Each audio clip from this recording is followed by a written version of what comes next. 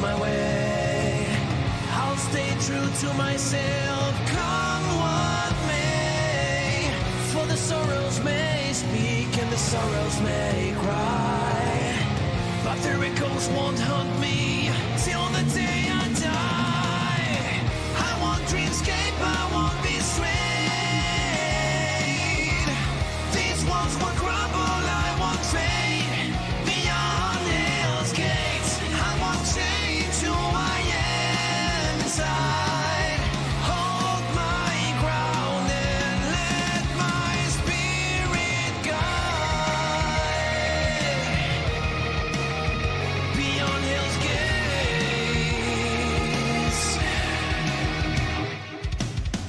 In the face of trials, I'll give my all.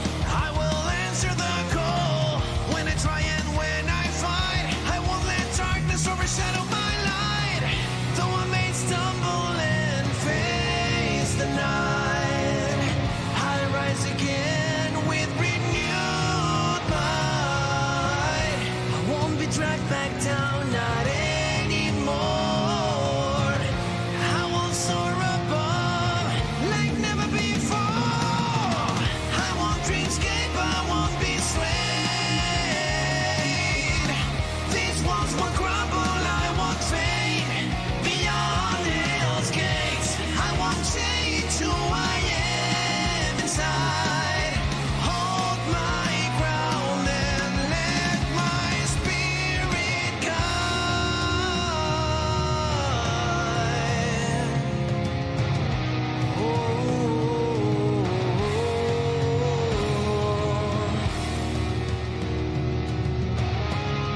Beyond hell's gates.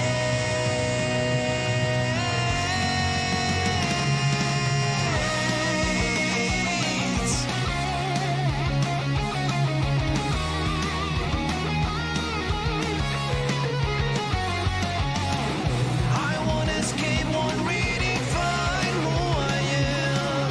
For in this journey I'll remain steadfast beyond hell's gates.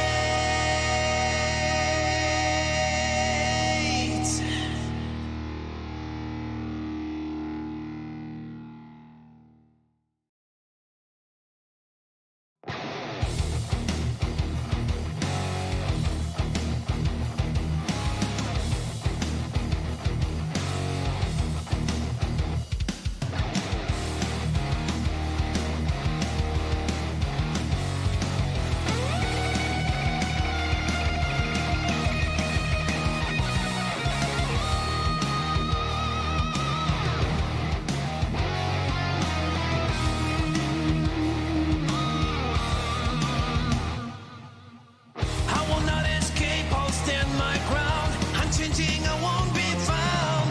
No, I won't redefine who I am. Embracing my essence like an ironclad. In the realm of dreams, I won't lose my way. I'll stay true to myself, come what may. For the sorrows may speak and the sorrows may cry, but the echoes won't haunt me till the day I die. I won't dreamscape, I won't be swayed. These walls won't crumble, I won't fade. Beyond hell's gates, I won't change who I am inside. Hold my ground and let my spirit guide. Beyond hell's gates. In the face of trials, I'll give my all. I will answer the call. When I try and when I fight, I won't let darkness overshadow my light. Though I may stumble and face the night, I rise again with renewed might. I won't be dragged back down, not anymore. I will soar above like never before. I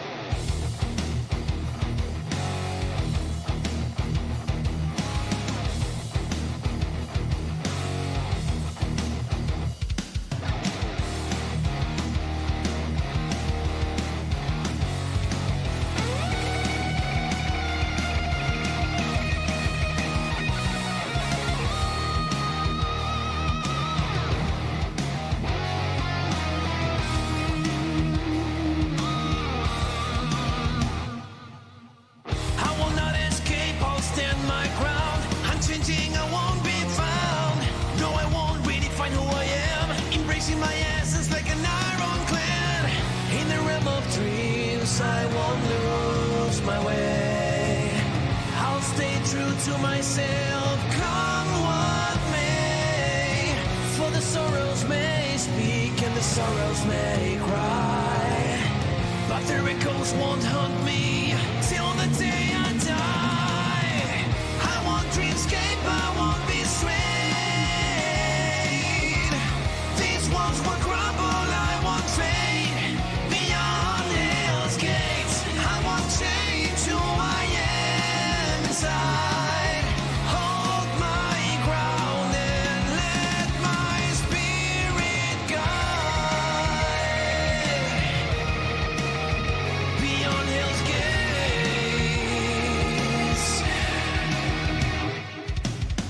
In the face of trials, I'll give my all. I will answer the call.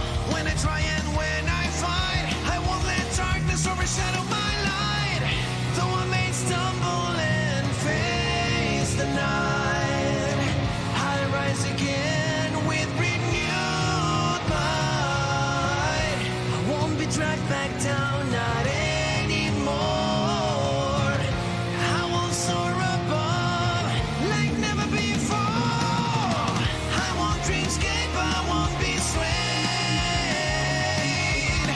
These walls will crumble, I won't fade. Beyond hell's gates, I won't change who I am inside. Hold my ground and let my spirit guide.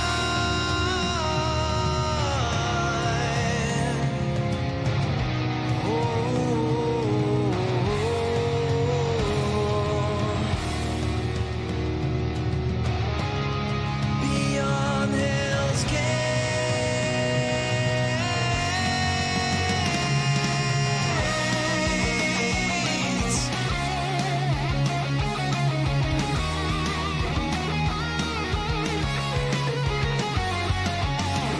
I won't escape, won't redefine who I am.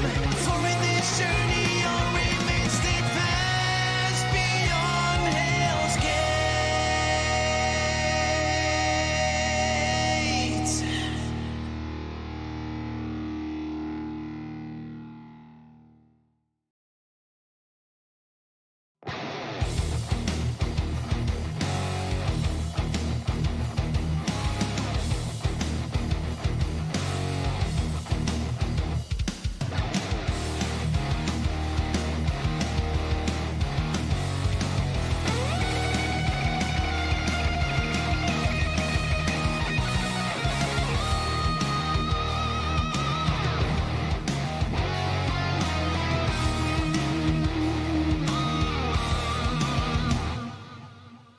I will not escape, I'll stand my ground. Unchanging, I won't be found. No, I won't redefine who I am. Embracing my essence like an ironclad. In the realm of dreams, I won't lose my way. I'll stay true to myself, come what may. For the sorrows may speak and the sorrows may cry, but their echoes won't haunt me till the day I die. I won't dreamscape, I won't be swayed. These walls will crumble, I won't fade. Beyond hell's gates, I won't change who I am inside. Hold my ground and let my spirit guide. Beyond hell's gates.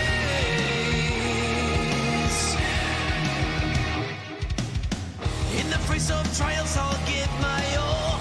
I will answer the call. When I try and when I fight, I won't let darkness overshadow my light.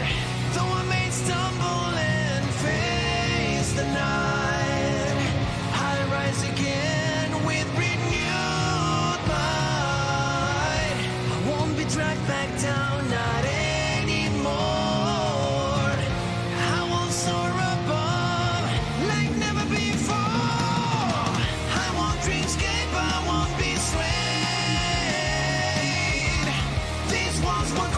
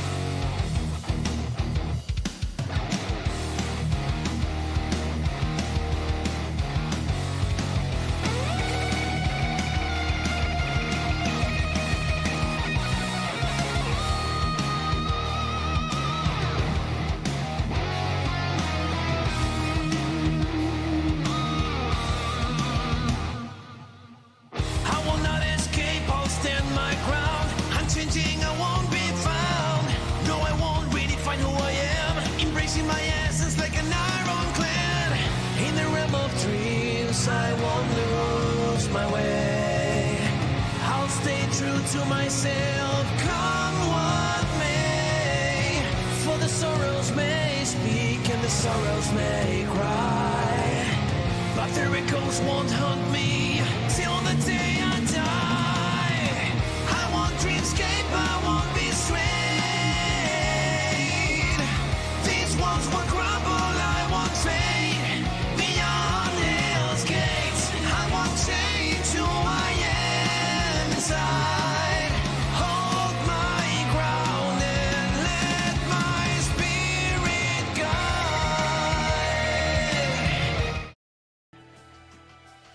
Welcome everybody. We are back once again with the 20th Hoon EUO Bi-Weekly tournament. I can't believe it. We made it to the big 2-0. I am Yurker, joined here today by Ray. Ray, how are you doing?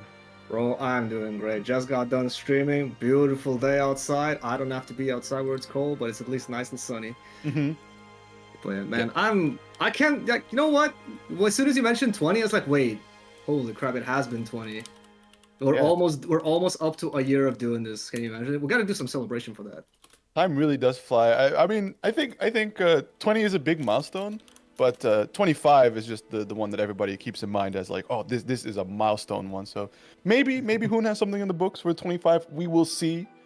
For now, 20 is still also very special. What's that thing called? It's like the silver anniversary, the gold anniversary. Yeah, I think it's the silver is for 25, 50 is for gold is for 50. Yeah, and then typically, I mean, I think the anniversary thing is regarding weddings, and I don't think people live long enough to hit the platinum anniversary. Hit the platinum, hit the diamond. Yeah. When's the Grandmaster anniversary? Hope who's got the next of kin plan to take over this event when we've all long gone and kicked off the Mortal Coil, and people are still playing BlazBlue Central Fiction in the year 2100. That'd be tight, actually. Truth. Like, actually, the game that lived on. But yeah, it seems we got our first match already coming up between Board Vanguard and Enigma. Yo! Don't see Enigma that often. That's cool. I think we do have Enigma like regularly appearing in these brackets, just never on stream, so it's pretty easy to miss. Yeah. I wonder whether he's going to be coming back with the Jhin or sticking to the Relius. Obviously, started on Jhin, then became Relius main, but lately I've been seeing him play a little bit of Jhin, so we'll see. Yeah, that's true. I mean, up against Hibiki as well? Yeah, I was about to say, like, what is better suited into Hibiki? Because I think Hibiki is kind of on that level of character that's, you know, just like a Ragna plus in terms of honesty. He's got some cool stuff. I would probably say between the two, Relius is probably the better pick into Hibiki, mostly because you can safely check clones and whatnot. Though you could usually, like, you know, 5A, but, like, you know, Y40 is just that strong.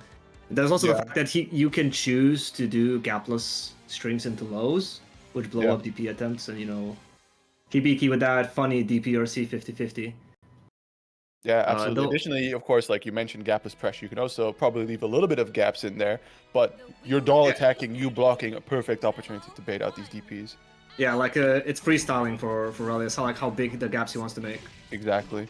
So already starting off to try and control board Vanguard here, but Vanguard's escaping naturally around. Ooh! Oh, going straight for the cash out into Exceed Excel. I think had a good chance there to interrupt. Yeah, like that was very early on that overhead. I don't know if that was, like, you know, just like a delayed OD, or like he just had that nice reaction on that 6B. Very nice. Yeah, here we go. Nice pickup already. 2.9k. Safe jump. You gotta respect those. That JC from Hibiki, just probably like one of the golden factors about this character. Yeah, like, you know, doing that safe jump, you have to respect it. You can't roll it. It's like not much you can do. You can like dash behind it in case you backdash and stuff behind it. But yeah. Oh no, don't do this. Oh, Enigma wasn't ready to counter it, but yeah, Board Vanguard is a fan of that, using that 100 to get back in real quick. Like, real, like, you know, quick approach, but it has a super flash, so if you're ready, you can just OD, DP, anti, like, you know, maybe anti-airing is a no-go. Depends on how early the invoke kicks in. Well, guess who doesn't have a DP, really, is the Relius character, so yeah, but this maybe could have ley lined it. Spin. It's true, yeah. But be careful with that, but Board Vanguard already excellently forcing his way in. Fortunately, not able to pick up off of that JC. There's the mash from Enigma, trying to break away, but already forcing his way in before the doll can be set up to try and play the game. Yeah, you saw him using basically clones as like a second air dash. That's actually pretty chill. Pretty neat. Pretty unique usage of the clones so far. I think a lot of people try to shoot at the clones to do like a sort of effective projectile game, but very nicely done for Board Vanguard, just staying right on top of Enigma, not giving him any chance to really set up for the doll. A little shaky on some of these JC Oki setups, but hey man, gets the next hit, it's all right. Yeah. Vanguard has been playing a lot lately as well. He's always like, showing up trying to grind some games. At least on the tourney days. I mean, Maho saying played the first at 50 against him, so better be warmed up and not exhausted. And so far, it's looking like it's paid off pretty nicely, just being completely in control against Enigma. There's the burst out. Yeah, try to OD through that 6B again. A bit too slow this time. Nice anti-air. Do we get the pickup? Excellent. Yes, sir. Alright, gonna be nice 3K. I'm running a bit low on wife, but probably enough to push the risks up. Yeah. Check. And that is actually one of those things, you can always hit the clone, because if it's the projectile, it'll just snuff it out, and if it's like the real Hibiki, you'll just counter hit him out of it. Same with 2D as well. Yeah, I forgot who it was. Was it Kaz or something that made a video about Hibiki, how it's a bit saddening that the clone isn't really an integral part of its game plan. It's there, but it's not what makes Hibiki Yeah, good. that's recently put out a video.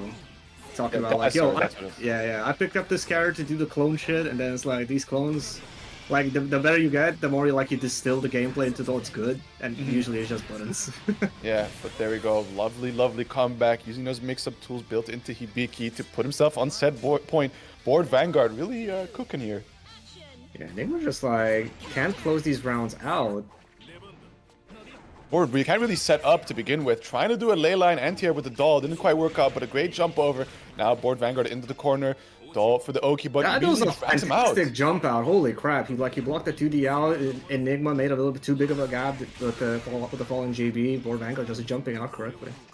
Yeah. Also, I do wonder how the Hibiki projectile... Oh, never mind, though. Again, that 6D being used as a secondary air dash, like you mentioned before.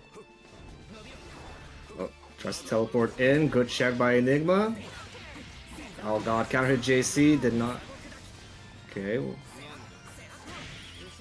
Let's see, got off of me. No doll setup. What are you doing?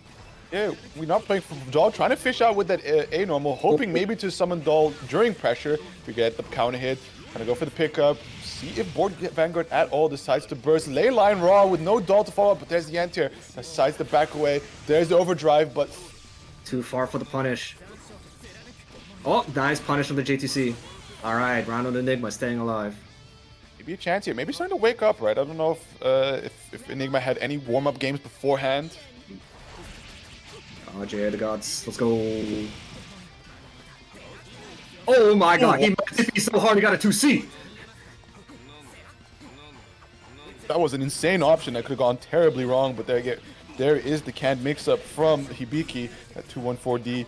JC hitting a little too late there. It gives Enigma the opportunity to bust out. Here's the wife pressure, push him towards the corner. Tries to go for the command grab, but close enough for the DP to connect still. It's Enigma in control. The wife is out though. He tries to anti-air, but the JTC air stall catching him. Yeah, very unfortunate. Like he was running that, basically gapless pressure, but he was using 5Bs rather than 2Bs. So I wonder whether Vanguard was just getting away with cranking DP in the middle of it. Yeah. Oh, no punish. This time the doll successfully beating out. But oh, anti-air? You can play here maybe? Sir. Oh, that J6D, nice. I probably mashed into that. Oh, and the Astro for the optimal finish. Board Vanguard. It's going to take no prisoners. 2-0 over Enigma. Damn. Pretty rapid as well. That was 2-0, right? That is 2-0. Yeah, so Board Vanguard's going to be moving on. Going to be facing off against Ancestor later on, but... Enigma, off to a rough start this bracket, but there's double elimination is called double for a reason. Hopefully we'll see him later. Yep, that second chance. So maybe look, it was definitely no rematch. No rematch. You don't get it. The hell out. Stop.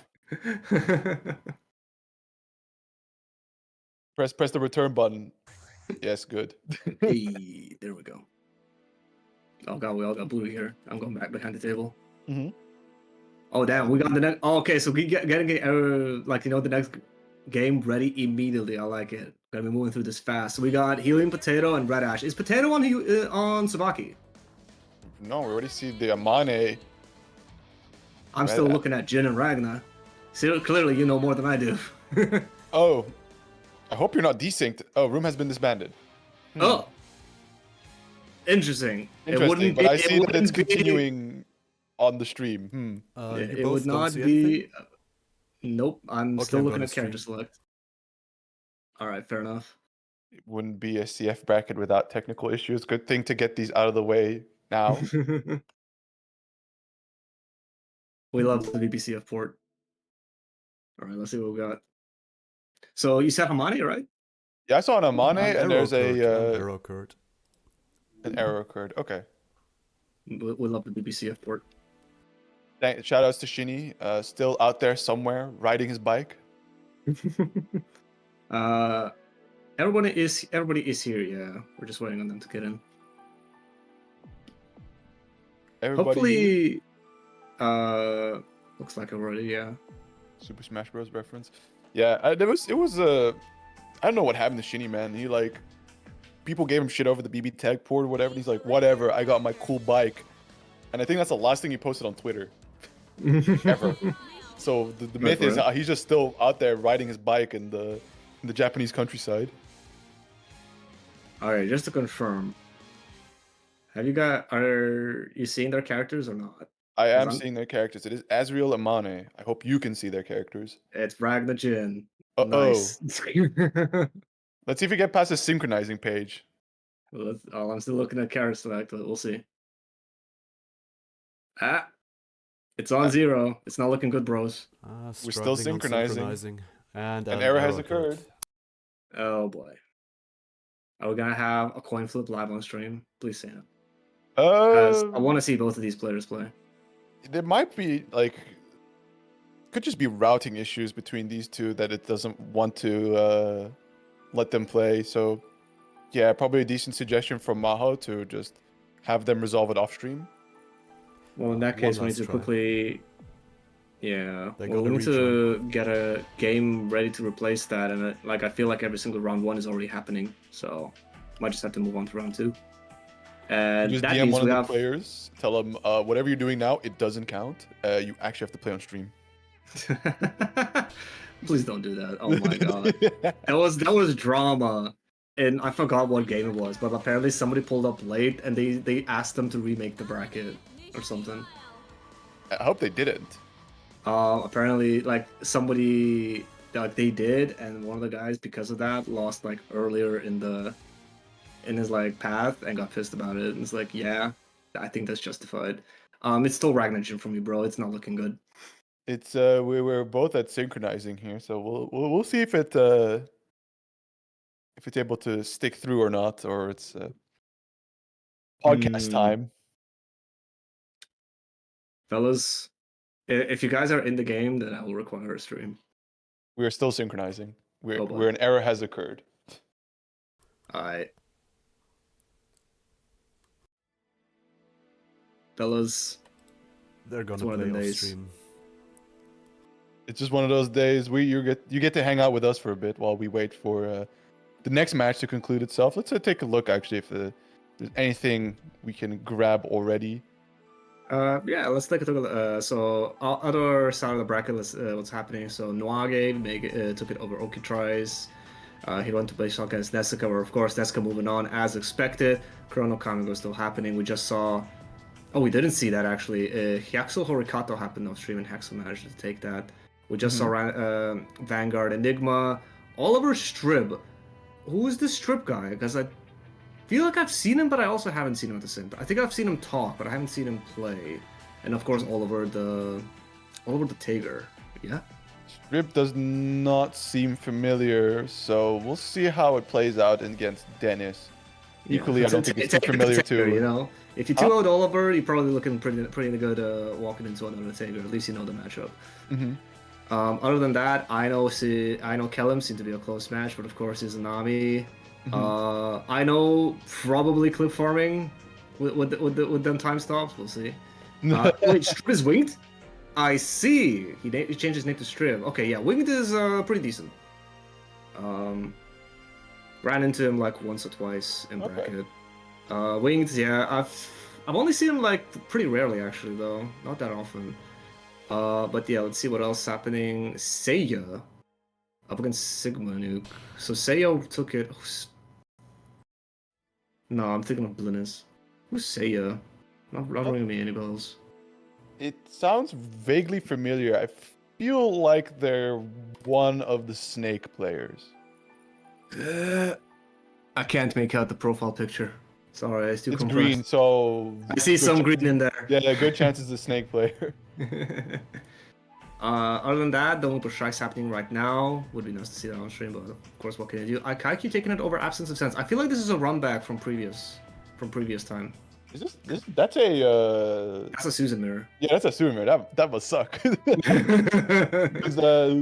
Susan Mirror is definitely one of the funnier things where you think like, oh, this character is so momentum heavy. How do you ever overcome it? It's like, yeah, imagine Susan in his own matchup where it's like, oh, I don't have DP. This is awful, and my fastest non-special button is 7 frames, and it isn't even a low. Look, man. In exchange, you get 5A, and honestly, I think some people would take that trade. Holy crap! Oh, definitely the disjoint, the plus frames, The funny any day. recovery. Exactly. Just let me just save jab everything in existence. Yeah, save jab to DP. So awesome. You can even mistime the save jab into a throw because everyone's expecting the save jab. It's so peak.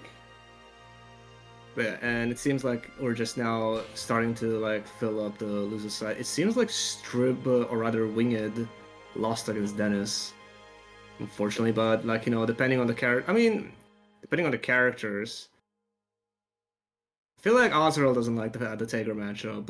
Kuna and Lychee probably are pretty chill. Though it's one of those like, you know, you make one mistake and haha. Mm-hmm. I see we have some people in the lobby currently with us. I'm gonna try and match names to start.gg. Oh, it's probably, yeah, it's Kamigo versus Hyaxel now. Yes, sir. Played a nice little set against Hyaxel earlier today. That's looking. He definitely has the combos. Definitely has the combos. Yo, people busting out the Terumi now. Okay. I mean, don't sleep on this guy. If you go haha funny messing around, and like, you know, you overextend, you might just get clapped for 7K. Sort of. I mean, Terumi is still like a pretty bad character, and I don't mean in the sense of like, yeah, everyone puts him at the bottom of the tier list. He's genuinely kind of unfunctional in a lot of situations, but where he really does shine is when he finally gets you to block, especially in the corner. He seemingly has unending pressure until you hold the AB button. I mean, even then, like, you know, there's variance in how he does the JTD. Like, he can make it a bit more fake, but like, you know, cover more ground. Okay, round start 60, not punished. We're in for a slobber knocker. Yeah, not seeing immediately the fattest counter hit of your life, but wow, a nice bit of stagger pressure here, trying to chase down. There's the neutral winning button. JD, as always, great reset. There's the throw. Should be a simple knockdown with some excellent meter build, of course. You know, Terumi, as its funny system mechanic, able to just build way more meter than any other character in the game, which immediately sets up for, of course, the smattering of supers he has, as well as just RC mixes. Yeah, he definitely needs that meter, that's for sure. For sure, yeah. Oh god, nice good throw. Room's been disbanded. I love my internet. Are you guys still in? Yeah. Alright, it's just me. Oh my god. Yep. Kind of that's a Terumi incident, alright? Oh boy, what happened? Oh, you're not in it anymore? No, I got ejected from the lobby. Reminds me of good old days. Terumi DP got beat out by forget the name of the super, but it wasn't Ashura. Funka? The tackle super? Yeah, I'll say yes. The tackle. I see. So now we're trying to fish for a win in neutral with that JD, already trying to IBFD away, but no such luck just yet. Overhead connects, there's the super to follow up from it as well. Getting the combo super variant. Trying to desperately fight through this meter penalty, but even Terumi with his bonus meter gain cannot. Yeah, survive but he through manages six mechanics. to run out. Like, you know, the meter's gone for that combo, but like the next hit is gonna bring it back to 100. Yep. Okay. Sure. Why not? Oh, he's doing the BM super. Of course. You are you playing this character to be honest? You're going to be rubbing your heel into every opponent that you can. All right. Ah, didn't jump cancel that JC, that 5C there. Oh wow. The multiple follow up of the JC multi hit actually beating out the drive armor. A good tag on the throw. Finds a poison nail, trying to skip the way into the neutral. And there is the explosion off the drive. Nice pickup here from IXL, putting Kami into the corner. Wake up 5C, huh? Oh god. I don't know what Kami is cooking, but he seems to be getting cooked right now. The bumper is out, so there could be a follow up after this. No meter for the other super though. Yeah, what are you gonna do? Kick the router by the looks of it. Yeah, I got disbanded now as well, so. Fellas, one of them days, eh? It's one of those days. Yeah, the them two seem to be still in the match. I wonder if everything's fine on Hoon's side. Yeah, the stream is still up. Alright. I see the game, I just can't commentate from here. Yeah, we're gonna need Hoon to bring up the stream. Sending out the SOS flare. Any Monster Hunter enjoyers as of late? Man, I wish I could run that game. I'm lucky enough to be able to run that game. It's awesome. Bro, I booted up. I booted up the demo. That shit was rough. Let's just say that. Not for you. Solid 30, and I cannot have frame gem on because as soon as I turn frame gem on, I just get the screen of black. It's still crazy that it's one of probably the most unoptimized, unrunnable game. Oh god, 50-50. I also do not know how much of a delay we got on the stream, but I'm running off that. I think by the time we say 50-50, it's like long gone happened. It's been happened. Yeah, it been happened. 5 seconds, or like you give it like 3 seconds delay or something. Oh, Ashra blocked. No. Okay. Jump into the corner 5A. Awesome.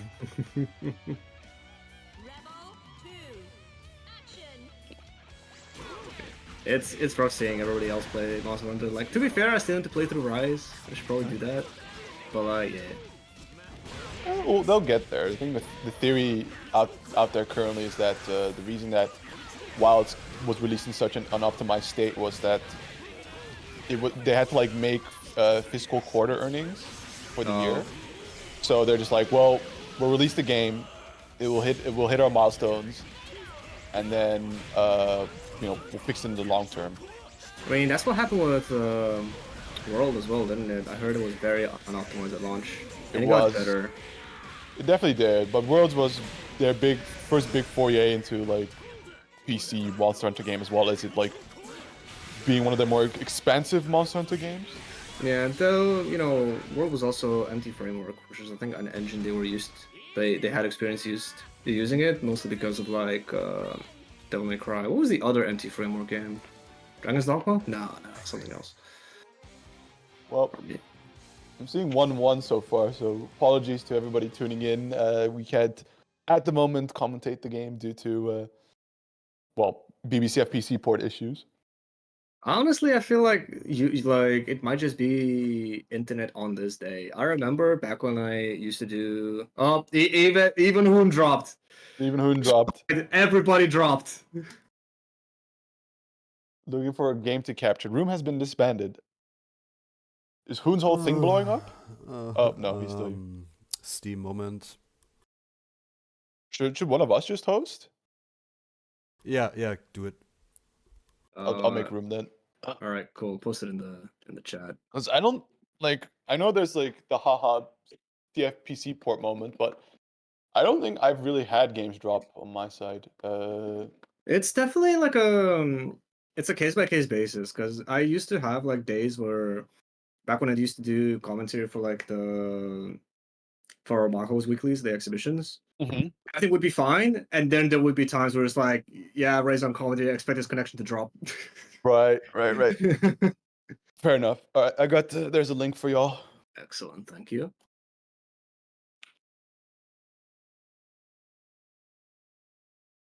Step into my asylum, if you will. How does that comic go? Will you enter my... Oh God. Oh Jesus. This is how you live? This is how I move. I got the one chair for the victim of my lobby. Like, to be fair, my room is not that much better. It's just wood accents instead. There's not even a chair. It's just the floor. Mhm. But like, guys will literally live like this and say, "Do you need anything else?" I mean, I'm just missing the mattress in the corner and like the TV on the ground, but I just think the idea of like a concrete wall with a chair in the middle, like floating in space, is the vibe. Yeah, I also do. I am glad you put in the windows. You know, gotta have the That's- scenery. Just need to make sure that you don't fall off the fucking floor. But yeah, this is definitely an experience. Ancestor, what are you doing here? Trying to get that zero delay footage. That, or I don't know, maybe hopefully he's making sure that with the replay extension to the IM, right, just being in here, witnessing the games, that it gets uploaded to the server. That's actually messed up because the replay stuff is opt-in, right? So you can choose not to have your replays uploaded. Yeah. But then if there's a spectator, you're right. I don't know. Yeah, so it's opt-in as in you won't submit it, but if any one of the parties has it, it gets submitted, even a spectator. Damn, that's messed up. Okay. Yeah, that's how I know. That's how I've been able to find games with people I know don't have it, but then because you can see on the link that you look up, it will say submitted by so and so. Oh, okay. That's interesting. Which you know, I think it's for the better. Just more footage out there. Yeah, but I feel like if a person doesn't want their stuff out there, they should, like, you know, have agency over that. Don't play the game.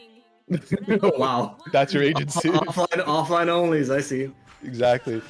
Here we go, one apiece. So not really able to. We haven't really been able to properly follow the game, unfortunately, due to issues. But so far, yeah, it seems like it's 1-1. Ooh, command grab. That's a lot of meter. Oh my God, certified drive enjoyer. Nice catch. A bit too high. yeah. Trying to be sneaky with these nails, but you know, that's actually one thing I did notice about Hyaxo. Like, you know, he can make conversions of these drives, but also he's very prone to just like trying to see what's happening, like spending nails just to as a what's going on type of thing. Like throw nail, disengage, not accomplishing much, just a safe nail, I guess. But like he can burn through his nails very quickly that way. Yeah, it depends on what the objective you're going for here, but I think this situation, yeah, going for the OD super, even not having the 100 meter is more than enough to get the kill here for Kami onto set point. My God, that 100 meter follow-up does so much damage. It's like 1.2k unscaled or something. Something like that. I mean, it's just one of those funny things as well that imagine you had a little bit more OD time to survive the super, you could still cancel into the EA because of Rumi things. I have never seen that because the super takes so long. Yeah, I'm pretty so sure you it takes more than 8 seconds. It's impossible. But imagine. Like in the training mode. Yeah, training mode probably. That or unlimited Terumi with like 16 seconds overdrive. Something like that. Oh my God, these From drive behind. explosions. Too far for the charge CT. The double air dash didn't work. Anti-air with 5C, very interesting choice. RC off the 6C pickup. Gonna be trying to make as much damage as possible. Very nice extension, realizing that throw would have wall splatted. Ooh, okay, just BD2B. Sometimes that's all you need. Pop the OD, get 100. This is not gonna kill, no matter how you route this. It's gonna do some damage. Yeah, maybe he just saw like, yeah, I'm just gonna cash in this overdrive damage now. Because he's already low. Like, active flow is not gonna happen anymore. I mean, the other thing it also does in overdrive, right, is take all his meter down to 10%. Could have been at like a nice 50 to try and play, but there's the command grab startup and the OD popped. Yeah. What's it but no punish? Caxel! Oh, the JD, no pickup after. Uh-oh. Out of nails, but Oh. does not need them. Gets the 6B. Haxel staying alive. Think Set he could point have both gotten the characters. punish if he went straight up vertically? I think it, like, you know, Furun Kazan movement is weird. I think he could have just done backdash. Maybe. Oh, nice pickup off of to boot. Purple throw. We are feeling devious today. 4K though. That's nothing to scoff at. Still baits it out, but unfortunately the drive is plus. Does get that 2D to connect. Now is the pressure. Axel trying to jump away. Send these nails. Yeah, what did I say? Alright, that's gonna be a say. Oh my god, drive enjoyers. Like, what do you do? Drive. Nice, using the D nails to force an entry here. Gets a couple few hits in there, but again, the 2D trying to see if there's an interaction from Kami. Maybe can win out over it, but Pixel Health and the 6B does it once again. It's going to be 2-1 for High Axel. Nice. Alright, definitely brought that back. Looked a bit rough at the first game, but like, you know, from what we saw, at least with the delay. But yeah, Haxel is gonna be moving on 2-1 over Kami. That's actually the first time I've seen Kami, and I was surprised. When I saw leader Terumi, I was like, oh, might have to watch out for this guy. I think you can. I think you can hack those. Huh? Not sure. Is nothing sacred? No, not at all. I think. But okay, no. You know what? You may be able to hack your ranked, but you cannot hack you beating Chrono. Kami must be on some good stuff. To, you know, like, beating Chrono is not nothing, because Chrono was in grand finals at some point, so, you know. True. But at the same time, it's like, how often do you get to play against a Terumi player? And you can't forget, right? Like, okay, definitely a punished character dealing into somebody that can play at a distance like Lambda can. But once that 50-meter hits and you overextend by pressing one projectile, there's Terumi coming in with the Masenga, right? Immediately getting the counter hit combo, converting, knocking you down, and setting you right into his ideal zone, which is him breathing down your neck. Yeah, true. But yeah, meanwhile, looking elsewhere in the bracket, Ancestor ended up taking it overboard. Vanguard, he's going to be facing off against Dennis on later. As we knew, Dennis took out Strip or Winged. Dre faced off against Aino, managed to move on. The match we could not stream, Potato Redask managing to take it over Potato, moving on to face off against Revelin. Interesting how that one will go. And Hexa taking it over Toby, where he's going to be facing up against Kaikyu next. Meanwhile, on loser's side, yeah, things are filling out. Horikata, unfortunately, that's a 2-0 day for you. It happens to the best of them. Chrono moving on. Enigma's still waiting on his match. Chikes, also an 0-2 day for you. Damn, that is unfortunate. Like, we've seen Chikes in, like, you know, top 5, top 8, top 5 quite often. Definitely. But, you know, even the goes, sometimes you just go 0-2. It is what it is. But yeah, Sigma, you've taken it over Chikes. Very surprising to be facing off against Board Vanguard later. But yeah, that's about it for the updates on the bracket. How's our next match looking? So we got Seija versus Don Weepo. So Don Weepo, frequenter on the brackets and of course hosting all the cool invasion events. A Kagura aficionado, but also formerly a Bang player, if I'm not mistaken. Yeah, I believe his first character was Bang, but the execution got to him, so he picked up Kagura, and then he stuck with him for a bit. But honestly, nowadays, I feel like he just dabbles. He just plays whatever he wants, and I respect it. Have fun with the game foremost, it's truth. And facing off against Seija, so a mystery character, we're not quite sure. I vaguely recall snake characters of the variety of either Terumi or Susanoo, so like a Fame style of snake. Wait, does Fame plays Terumi? Yeah, he does. There's like a Novak was really funny because he says like, yeah, sometimes Fane would just go like, oh, I want to play Terumi here, and it's like, why? Susanoo's objectively better matchup. And he's like, no, it just feels better. I mean, yeah, Terumi dashes like he moves on the ground very quickly. Terumi, like Susan needs to like, you know, get started on that. But honestly, when I went to lab a little bit against Terumi, like everything felt right, and then I pressed jump, and holy crap, Terumi felt so heavy. He went nowhere. Terumi jump is exactly what he wants, actually. because he wants to get back to the ground as soon as possible and making sure that he can hit that J2D as low as possible at the same time. Oh, So it's the order Sol style. yeah, so just constantly looping these jump cancels, especially like one of the more stronger points you can jump cancel from is his JC, or sorry, his 5C. Being able to go into the J2D. Also his 2C, the biggest can opener, right? Going trending lows, resets, highs, like the whole world comes off of that button. And you know, just tanking down to the ground as soon as possible is also really nice in terms of things like his RC mix and whatnot. So while you may suffer a bit in the neutral navigation, being like, God, I wish I could float a little longer just to stay above these things, I think he more than makes up for it with run speed. And of course, when you hit that 50 meter, you no longer have to worry about projectiles. But speaking of projectiles, it seems like Seiya hovering on that Lambda. Yeah, so completely off on the notion that it might have been a Snake player. So here we get to talk about Kagura versus Lambda. And I mean, I think the first and foremost thing that everybody comes to mind when talking about Kagura and projectile matchups is Wyvern. Wyvern. So we'll see how true that rings. It definitely is. It does seem like, you know, the later one matchup, the later one game plan is try to place these Wyverns to, like, you know, punch through the projectiles. But of course, Lambda not as reliant on the projectiles as Nude. Like, you know, she has a Rekka, she has to I dropped out. All right. Oh. I'll pull up the stream for you. Thank you. Yeah. Come on, there you go, good sir. Unfortunately, 30 frames. I apologize. Can't. Okay, nice yeah. 2C. That's big damage. For those who have been missing out, unfortunately, both bursts have been off the table. Seija is at a severe life disadvantage, using the counter assault to get Don Weepo off. Good chicken block against the Act Parser, and that's going to be the first round going to Don Weepo. Nice. Yeah, it's actually pretty good defense against that. Of course, like, you know, she can threaten the low, but it has to be delayed quite perfectly in order to not to catch jump startup.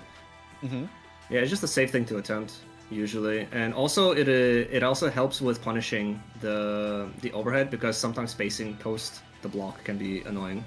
Right. It's like one of those things where IBing it is worse, which is funny.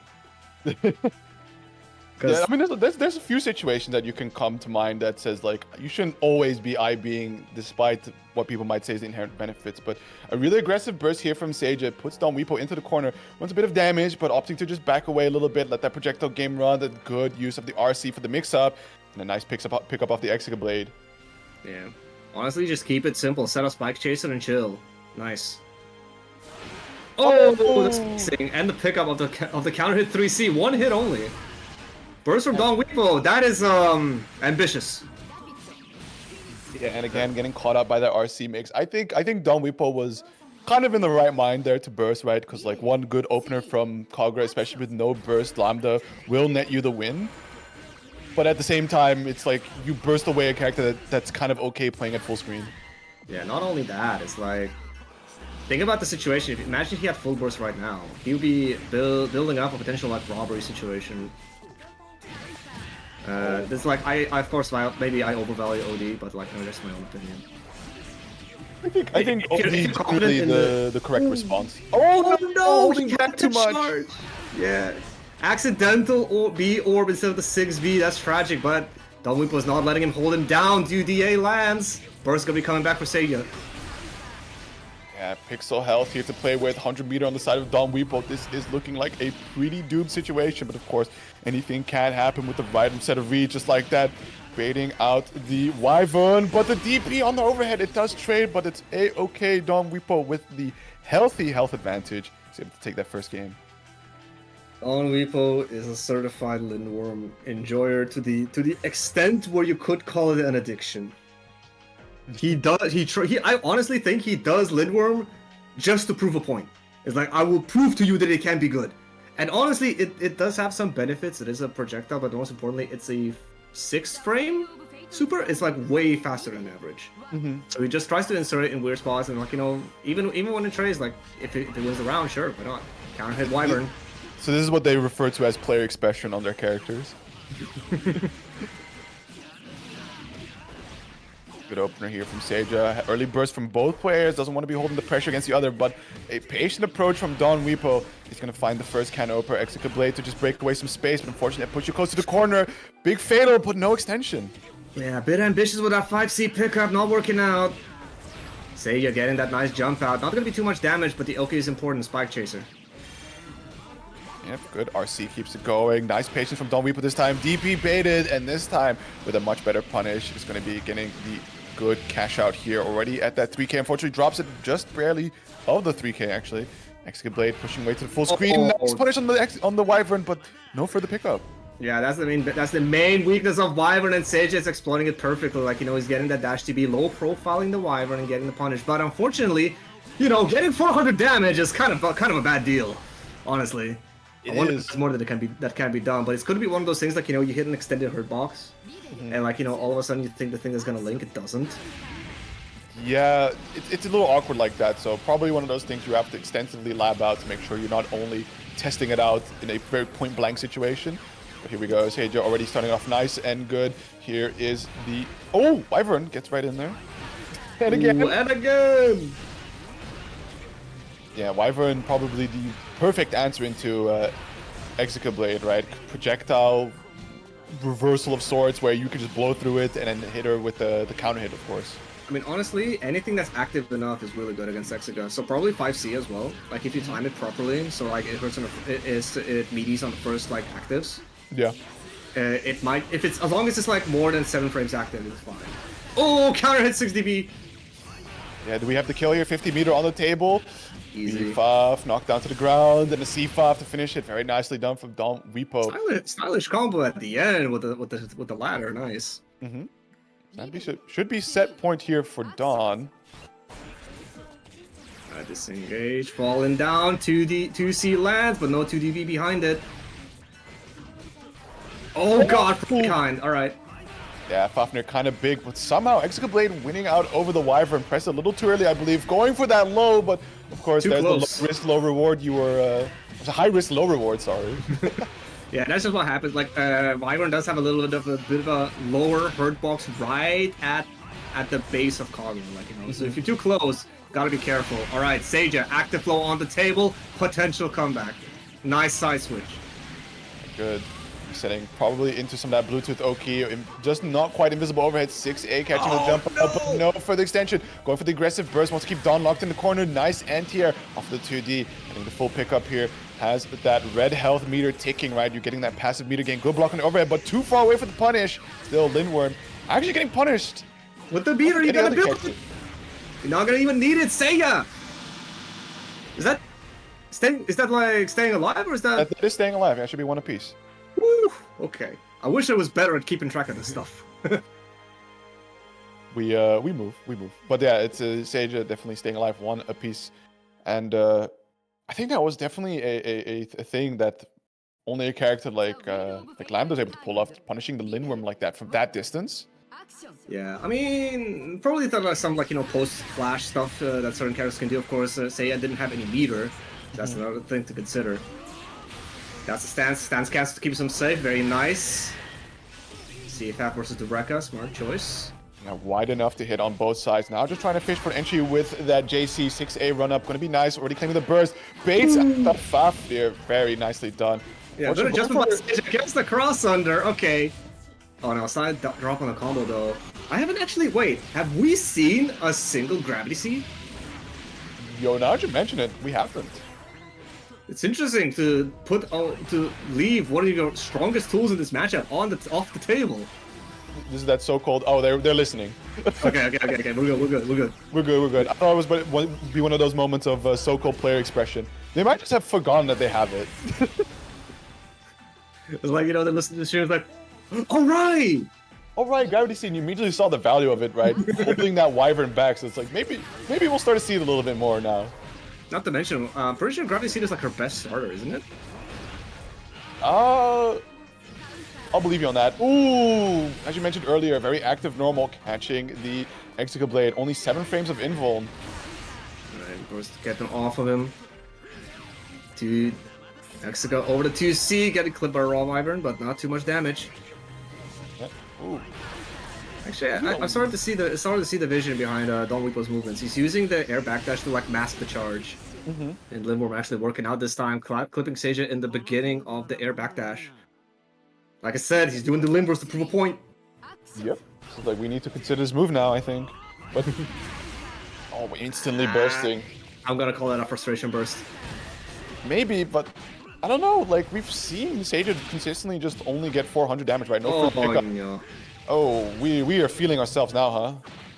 Oh my goodness! And with 50 meter on the table, Don Weepo with no drops. As He dropped the 5C to the A, not bursted in, not overdrived in time. Right, last chance for Seiya.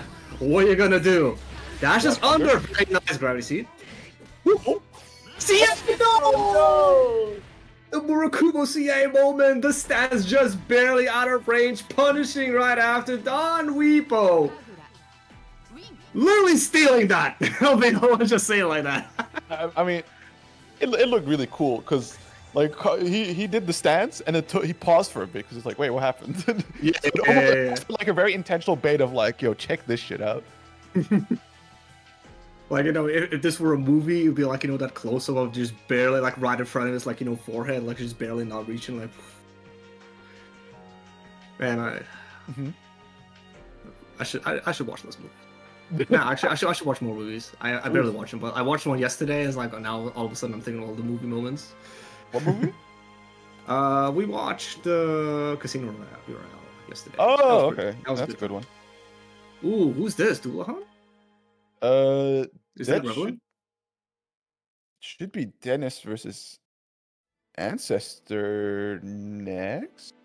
I Or- see. Yeah, I Is see it? Dennis in the lobby. Seiya is still in. I'm going to kick him out. Time to be gone. Well, you're the boss of this jail cell. This is true. I can run this show now. Remember how to do it. Wait, let's take a look at the Tales from the bracket. So we have Nesca taking over Hyaxel. I don't think that's necessarily surprising.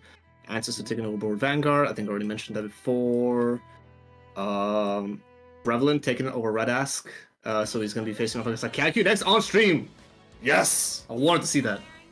Yeah, it's gonna be a good one. But first, Ancestor versus Dennis. I think these are some of our favorites to make a really deep run. Yeah, seed 5 and 4 meeting up as expected.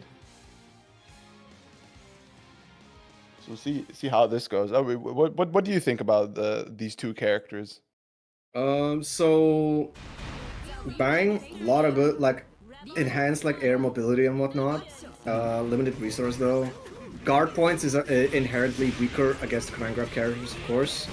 But you can be so goddamn slippery, and you can run like the type of pressure that Bang runs, like, you know, a lot of like stagger A's and whatnot, is safe versus a lot of Tager backdash stuff, but it might be more weaker to IB 360.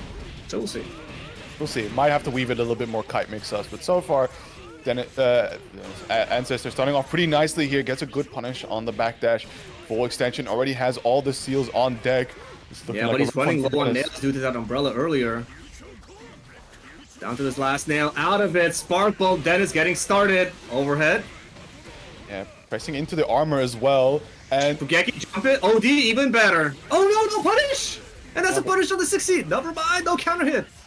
Disengage. Just trying to hover, just... Oh. That is the one weakness, like, you know, because of how much Bang can, like, stay in the air collider, like, you know, with that air suction. Yeah. Really strong. oh, not even dead after 5k worth of damage, but still gets the punish on that 5D. So Ancestor starting off with a very convincing opening. Dennis able to take it back after all that. Oh my god. You did see, like, you know, as soon as the control of the match goes out of the way of Ancestor, things are looking dire. Not much in the way of reversals. Of course, he has the metered Usher if he wants to go for it. Drive follow-ups, kinda like, you know, I don't see drive working out that often unless, of course, you have a hard rating on the meaty. Yeah. But it seems like Dennis is winning out on this, on the damage race so far. That's a full iteration OD, but that is no seals. Yeah, so it doesn't have the maximum effect, but that should be changing pretty promptly here. Yeah, that's all your Oh. seals that you need. 4 seconds still on the clock to be able to play with. There, the mix-ups coming out, going for some more resets. Dennis has had enough. Tries to pop the. Oh my god. Oh my god. These You drive fit Drive in players. Drive players, bank players, my bad. Yeah, Guys, here's a players. 4K and active flow. All this coming from one OD. Nice. Gets it to connect in time. Ah, No, I almost, respect. almost pulling off a. No, that's actually optimal. Kobe's. No, that's actually optimal. It denies Dennis burst gain. Oh, you're right. Because like the supers, I think burst gain is based on the base damage or something of the super. So because like it cannot kill until the final hit, and there's so much like overkill damage that yeah, and Dennis would have had burst at the beginning of the round if he didn't do that. And we're moving like that over here. Ooh, okay. We just 360. That's a CT. Alright, decides to keep it safe. Gets the CA. Oh, CA, EA. Yep. Active flow on the table. Disengage, nice. No magnetism as well. As I said, Thanks for reminding Dennis. Immediately cashing out into a boatload of damage. It's gonna be 5k, instantly swinging that health back, but just regular throw, doesn't quite get a mid-screen pickup. Going for the that's Shipu. Alright. Ancestor with the first game. a lot of interactions here. Trying to go for that EA and then Yeah. going for the OD. There's a Shipugeki. And throws are definitely some of the weirdest ones in the game because of how, like, you know, they just send you launching on like a full like sliding animation, and like the he can like pick up, but his like air throw I think is the only one in the game where it's like kind of dependent on where you air throw and in which direction. I think it was also that was a ground throw where he like teleports and then like just launches you, and if you don't bounce off a wall or anything, it's a very tricky one to pick up. There we go, already a great start here to Ancestor with 2 seals to his name. We're getting the next pickup, and that should be an easy routing into potentially last 2. No! Drops to 60. Finds the next overhead. RC for the pickup. Again, drops, but still just chasing down, being super aggressive on Dennis's heels, making sure that he can't not stop being on the lookout. Ancestor tries to be slippery with them nails, but of course, like, you know, getting clip, instant burst, throwing away his active flow just to keep momentum of the match on his side. Unfortunately, Dennis lands another hit. Bit of a miss with the sledge. Aren't you dead? 100 meter? Yes, you're super yeah, dead. and then the follow-up. Very nice. I was wondering why he wasn't doing stuff like sledge RC or something to extend, but I guess he just knows the routes better than I do. Nice. Uh-oh. Tech JB, button of the gods. Yeah. You know what? We need to like pick up a name. Like, you know, these Street Fighter players, like Luke Heavy Punch, like they call it Hammer of the Gods. We need some of that. It's just one of those things that happens organically. So somebody's about to say something that catches on, and it's like, yep, that's what we're calling now. Nice tech that. Well, put it after. He got scooped right after. Didn't pass the knowledge check. And that's that would have been gone, but usually Spark Bolting's not the greatest award just yet, and jumps right into the Atomic Collider. That's a round apiece for both players. It's one of those things, like, you know, of course it sucks being at such a huge deficit against like a Taker, because, like, you know, you can just like afford to take gambles, but you cannot let yourself play scared, because like, you know, he went for like rejump stuff and and pressure and whatnot, and that's like, yeah, that's something you just gotta show sometimes. Who the hell is Anton Ivanov? Is that a Zenless character? Yeah. Okay. Although I don't recognize how these colors would be that. Alright, early burst, keep him cornered, gets the roll catch. Looking healthy on the nails. Yeah, just healthy on the nails. Trying to bury him away to no big success. Still able to trade a little bit here. Big charge of the sledgehammer. No challenge from Ancestors. Very interesting. And punching straight into the armor is not how you want to try and secure this round.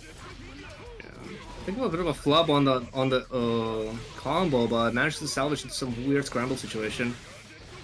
One more guess for Ancestor. Ashura bets it, works out.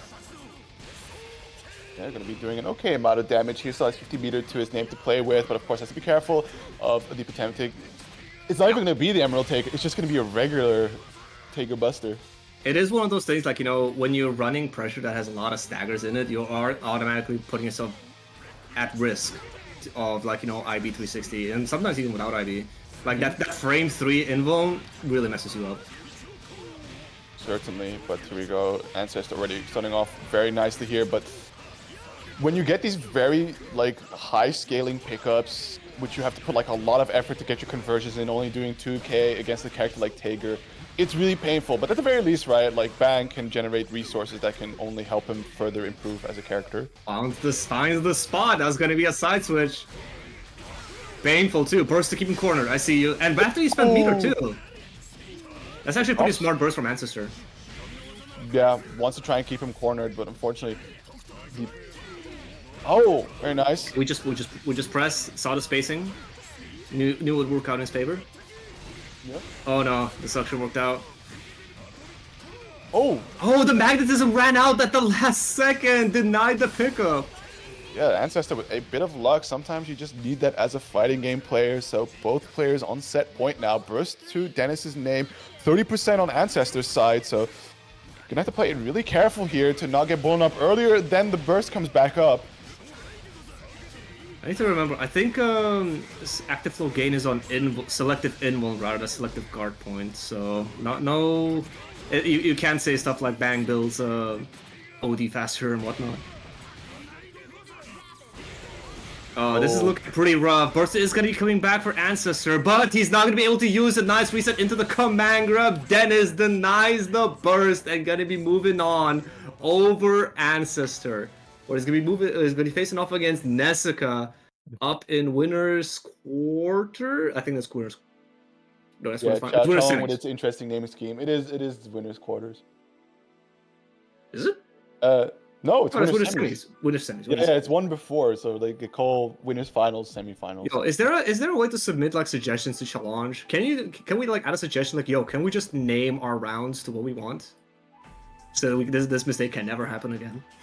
Possibly. I think it's genuinely a well-founded suggestion that, you know, because it's generally understood like, hey, as fighting game players, it's all these different things. But Chalong is also trying to like position itself as not only just like a fighting game esports bracket website. Oh yeah, for sure. Like, you know, the naming convention makes sense for single of them. That's just how it is. Right. Let's take a look at what's happening elsewhere in the bracket while we wait for Revelin and Akaku to pull up. So we already looked at the winner's side. On loser's side, Chrono staying alive, taking over Radass, gonna be fixing off against Hexa. That is a Lambda mirror. Very unfortunate we don't get to see that. But yeah, the winner of that will face off against Ancestor later. Seiya, Enigma finally facing off against Seiya, waiting forever for his match to start. I know taking over Oliver. Strib taking over Kellen. That probably was an Azrael mirror. However, he dropped to Vanguard. So Vanguard actually doing a very good run so far. And of course we saw, like, you know, that round 1 was going pretty well for him. And yeah, both players are in. And of course, Revelin, aka Ragnar 6B. True goat. Everybody's so used to, like, that's what happens when Gauntlet Hades becomes enemy number 1. Everyone starts figuring out how to deal with it. But then, you know, the ever-present and evil 6B does rear its ugly head once in a while, and you're not quite ready for that move. Oh god, he's just running that spike pressure. And Yeah. honestly, I respect it. Like, you know, you just kind of like don't want to overextend, give the Susanoo a chance to do anything. Like, you got the unlock, but it's only Spark Hand. Oh, and there's the 6B you were talking about, already going into the optimal pickup, getting that full extension into the knockdown. Only one unlock to Akaku's name, and it is going to be his fastest ability to mash out of situations, but make sure you don't mess up that 5C mash. Yeah, but he gets the confirmed routes into the CT, gets himself dirt kick. These unlocks are looking pretty rough. Yeah, I'm surprised going into counter assault before doing an unlock messes up your timing, because typically counter assault in the combo is just to guarantee you ground viper. There is one situation I can think of where it could mess you up, is when you hit 5D when you are on an unlock. Yeah. When you don't unlock is what I meant. So Yeah. either you already are on an unlock, or in this case, I think Akaku routed without pressing a 5D. It just sent him to dirt kick. Yeah, that maybe he wanted to go for, you know, the DP.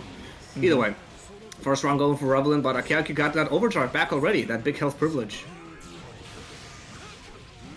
Yeah, good challenge of Revelin, good block on the 6B.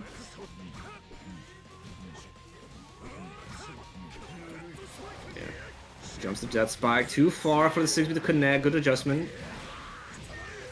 Now screws up for another 3.8. Never mind, kid. Holy shit, that did damage. Nice. CA. Akiaki is actually a CA enjoyer. It's Oh not my something- god. Yeah, that JA. Sometimes Susanoo hits you in like really insane sides, and it's just like, why can this character do that? And then the Susanoo player's like, oh my god, the character can do that. This is so sick. I shouldn't be laughing, that's disgusting.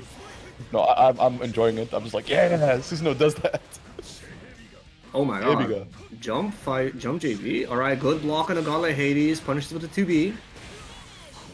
Akiaki takes a round, but that one hurt. Cost him his burst. This is one of the things you have to get used to as a snake character enjoyer playing into Ragnar, is him not saying Gauntlet, instead Hebi. Oh, that is actually something I did not consider. Same with, he says something else with Izanami, so there's a lore implications to his Gauntlet Hades that you have to be aware of. Lore matchup, in parentheses, nerf. Alright, nice. Gets the mix-up off the Grand Viper. There is an OS you can do there, but it is difficult to attempt. Oh, falling DPRC. Okay, Revelin, I see you. Yeah, No, but it's a good call it's- on 50 meter when the opponent isn't having the most like tightest staircase, and that's typically what you see out of Susanoo players, right? That JC, they're like, oh, that's more enough to get you on the ground to get my pressure going. It's also like, you know, it gets nebulous when you're about to land, because, you know, sometimes you land and your button doesn't come out, so you opt to like land in frame trap instead. Yeah, but here we see Revelin trying to generate that health back. Good bait on the DP. A late burst coming out from Akaku. A little bit of a life lead to play with a 5B anti-air straight into the 5D for the kill. I'm interested in the choice of doing dash jump JB. I wonder what the intent is. I mean, let me check the hitbox on that. Such a fascinating thing to do. The 5B hitbox? No, the JB. Like, he's doing a lot of dash jump JB. Whomst? Kaiku. Yeah, the JB hitbox is a doesn't- pretty doesn't seem... Yeah, go ahead. Like, JB is like decent in terms of like, it's its deepest reaching fastest normal, right? Like JC, of course, when the later frames are active, you can like scratch the ground from the sky, but when you just need to like instantly make sure that they're holding something, also the fact that from JB you can cancel into JA, it's a pretty consistent way to staircase. I see. Okay. Probably he probably is then buffering JA or JC behind it. I see. Oh, try the backdash, but that's too active. Oh, with punish with the 6B with footsies. Woo! Yeah, I mean 5A, fantastic normal for that challenge. Again, the 5B anti-air, this time no pickup. Trying to go for the overhead, but Revelin ready with that DP. Both of them just staring at each other with barrier. Trying to fish him out of the sky with the gauntlet. There is the OD, but straight into the Jesus kick. RC for pickup. Is it enough? This will be enough. Get that Devour by Darkness. Doesn't even need it. Get for Carnage Chisels instead. Alright, Revelin. Is this set point? I need to have the stream open on the other side just to see the scores. That's what I do. That's tech. But it is Not yet, not quite yet, not quite yet. not quite yet. No, this is Revelin's comeback round. Keeps it tight. Gets the Gauntlet Hades finally. Yeah, it's Knockdown is spiked what's in important. DP is available on Akiaki where he could represent it. Decides to roll out. Nice. there. Yeah, I think it's just one of those things you rather hold until like 50 meter. But yeah, great use. 6B is so difficult to whiff punish, right? It's plus for a reason because it recovers so fast. So you can immediately just whip out that 5B, big bait, 6B, the burst is coming back up. What does Akaku You have don't to burst this as well. Yeah, he doesn't burst it, of course. Okay, he proves me wrong. He believes. Never Plus mind. frames. You tried a DP, I think. Could be. Wasn't it counter hit? It was, so I don't know what he wanted there. Definitely try to challenge it out from those plus frames. Yeah, DPRC would definitely have worked there. Either way, let's try that one again. Akaku, set point. Burst advantage. Unlocks. This is looking rough. Yeah, CA for that extension. That should also be the spin dash. 3.5k stuck in the corner. 6B comes I out. can't believe you blocked that in time. I know you said 6B has no recovery, but come on, man. That's comical. Yeah, we just gotta watch out for that. And baby. functional anti-air gets the side swap doubling. Gotta be a little bit careful with the timing on that. Still, good amount of damage. JA a little too deep, but again, the 6B to fish for the run-in from Revlin. Yeah, just a little bit too aggressive is Revlin, runs right into the 6B. Oh man, I calculate with a 2-0. That's looking pretty rough, my dude. But yeah, Revlin last tourney's hero, gonna be going to loser's side a little bit earlier than expected. And Ikyaku is gonna be moving on to face off against Drave on stream later. Very nice. I think what Revlin represented as a problem a lot of the times was just like, I can throw this 6B out without much recourse because either Revlin has struggled to punish it or it just has been an unpunishable situation. And typically he throws it out in a situation where Revlin would either run into it or, you know, he's just so far away that whiffing this move prompts people to be like, I gotta punish it in some way. And that's how you end up overcommitting. And you saw a very beautiful 5A as well being used with that disjointed hitbox, just catching him from so far away. Damn. I mean, yeah, this is why I wanted to see Ikyaku last time. Like, I saw this guy pull up. It's like I played like 2 or 3 sets, like 2 or 3 like first to threes against him. It was like, this guy, you look out for him. And yeah, I'm glad he's proving me right. Right, well, he seems to be moving on to our next game, which should be Neska Dennis. Is it going to be a Taker Marathon? Or is Neska going to be trying out one of them characters? I don't know. It depends if I feel like was it Nessica goes into mirror if there's something on the line. That's a Noel hover. Okay. Never mind. Nah, let the man cook. Let him cook. All right, Tager mirror. It's been a minute since we've seen those on stream, I believe. But as always, this one gets really funny because I think early on in the BB EUO Bi-Weeklies, we saw Tager starting to exploit using backdash as a way to move forward during magnetism. Yes, sir. We've seen both these players represent that, but of course Neska probably shows a little bit more mastery about it. But let's see if Dennis has improved since.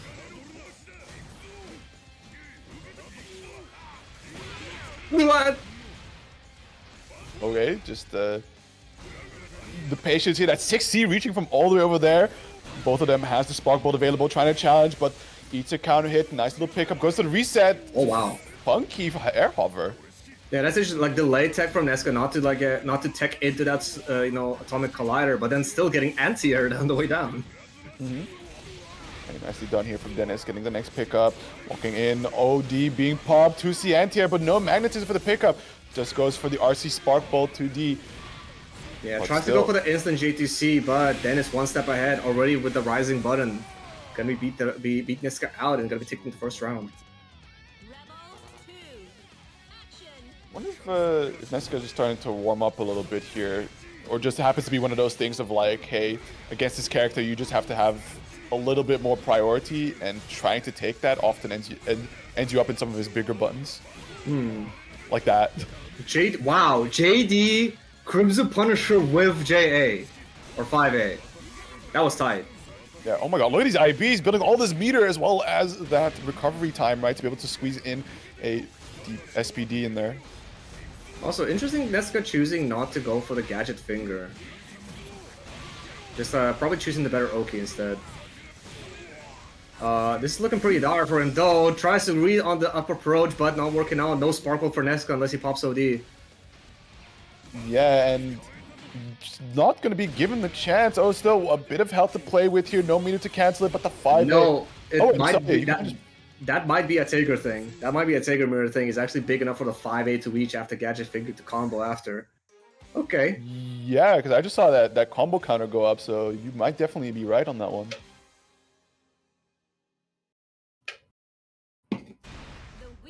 Funny. Well, Dennis definitely surely has. I think thanks to the earlier experience of Frank Bottle being also part of the brackets, right? A lot of Tager on Tager action has been kind of figured out a bit. Holy Goodness, actors. that 5D hitting from so far away, also getting the pickup. IBs from Nessica, but still not ready for his own devious mix. Nice check on the backdash. Be flying. Yeah. Alright, get that magnetism applied. Blue B, we take those. Okay, interesting IB resets. some Nice dead. IBs. Oh, doesn't barrier the 5B. It's going to be a lovely pickup here for Dennis. Going for the no-tech fly straight out of the corner. And you saw a little bit of those mind games, right? Like Dennis saw that Nessica was IBing, right? Or was it? No, it was actually that Nessica saw that Dennis was IBing. So he thought like, he was gonna go for an SPD, and instead Dennis went for strike. Actually beating that out. Jumping over IBs, trying to go for another driver. But still, Dennis winning these interactions over Nessica. Set point.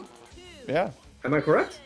I think so. I think Hoon is under assumptions that Nessica was winning. Yeah, no. IRL. All good. All good. Yeah, so it is indeed set point here for Dennis. Alright, cashes in the RC for the damage and knockdown. One more guess. Doesn't check the backdash correctly. Nessica getting a reversal. Nice armor through the spark ball, but not punishing in time. Nessica taking his SPD. Normal grab to recover faster in case he was wrong. Okay, good choices of options there, but unfortunately, succumbing to the re-jump pressure here from Dennis, has to burst out, sticking onto a 100-meter, almost close to that spark bolt. Are we gonna see an RC for an extension? We are. Yeah, he wants to run out that overdrive. Oh! You're dead! What? Alright! Dennis! Unexpectedly! With the upset, taking out Nesca in the Tager mirror. I'm like grinning because that was probably some of the most insanely specifically labbed anti-purple throw magnetism technology that Dennis has represented. Damn. What? You're getting vacuumed in with SPD? That is nefarious. That is evil. So To be fair, they're both. Yeah, go ahead. let me run this through my head because I believe the Tager SPD only triggers when you let go of the button. It's not based on proximity. You just have this general senses of like, oh, they'll be near enough, if I'm not mistaken, right? Really? I did not know that. I think so. At least Atomic Collider functions like that. So I don't know if that extends to SPD. Because it may be the case that like, yeah, Nessica is trying to vacuum you in. No, it shouldn't work like that. It's just it's an active hitbox and then just it triggers. Yeah, but Weird. I don't know why wonder- that went to his favor. let me check something. I have a theory. It could be the throw-in one. But that one does it? Is it throwing home? I'm unsure. I don't That's think what- the that- air that's what we version check. has invuln. Is why I'm so confused. It does not. You're right. Huh. Uh, It could just be one of those things like maybe it air stalled enough so that like Nessica let go, mhm. and like the active hitbox is no longer there, and then Dennis just flew in with his own SPD. I don't know. That was definitely a weird interaction. Never seen that one before. Yeah, I don't see anything in terms of it being only like triggering the command grab on release, which would kind of explain just like if you instead being flown into Tager quickly roll the SPD out and you only tap the button, that yours will come out much faster. But no, it's just really weird that worked like that. And kudos to Dennis for figuring that out. I mean, that's definitely something I'll probably try to recreate in training mode and see how it goes. Because I definitely got caught off guard by that, and I never want to be caught off guard by that again. Well, I think you'll be fine because you don't play Tager. But Thank God. And honestly, no. We're gonna be commentating Tager mirrors until we die. I know it. the only places that you don't need to commentate Tager mirrors is offline. So make sure to check out the nearest events happening to you. Sir, when is your event happening again? April 19th and 20th in the That's- Netherlands. That is very soon. That is very soon. So if you can make it through, wish my flight wasn't so expensive. yeah, it's Easter weekend. So Ugh. lesson learned for next time is we're not going to do an Easter, so Maho's going to have to take days off next time. But if you can train over, that's usually the golden one right now. That people who can take trains or buses the travel is all right in terms of cost, but flights, yeah, everybody is flying all over the place to celebrate Easter with their families. Yeah. Is the reason. Like a couple of my friends that are going to like Head Stomper, I was like, cool, maybe I'll check it out and take a look at the flight tickets. Like, I have responsibilities. Either way, I will be at Head Stomper.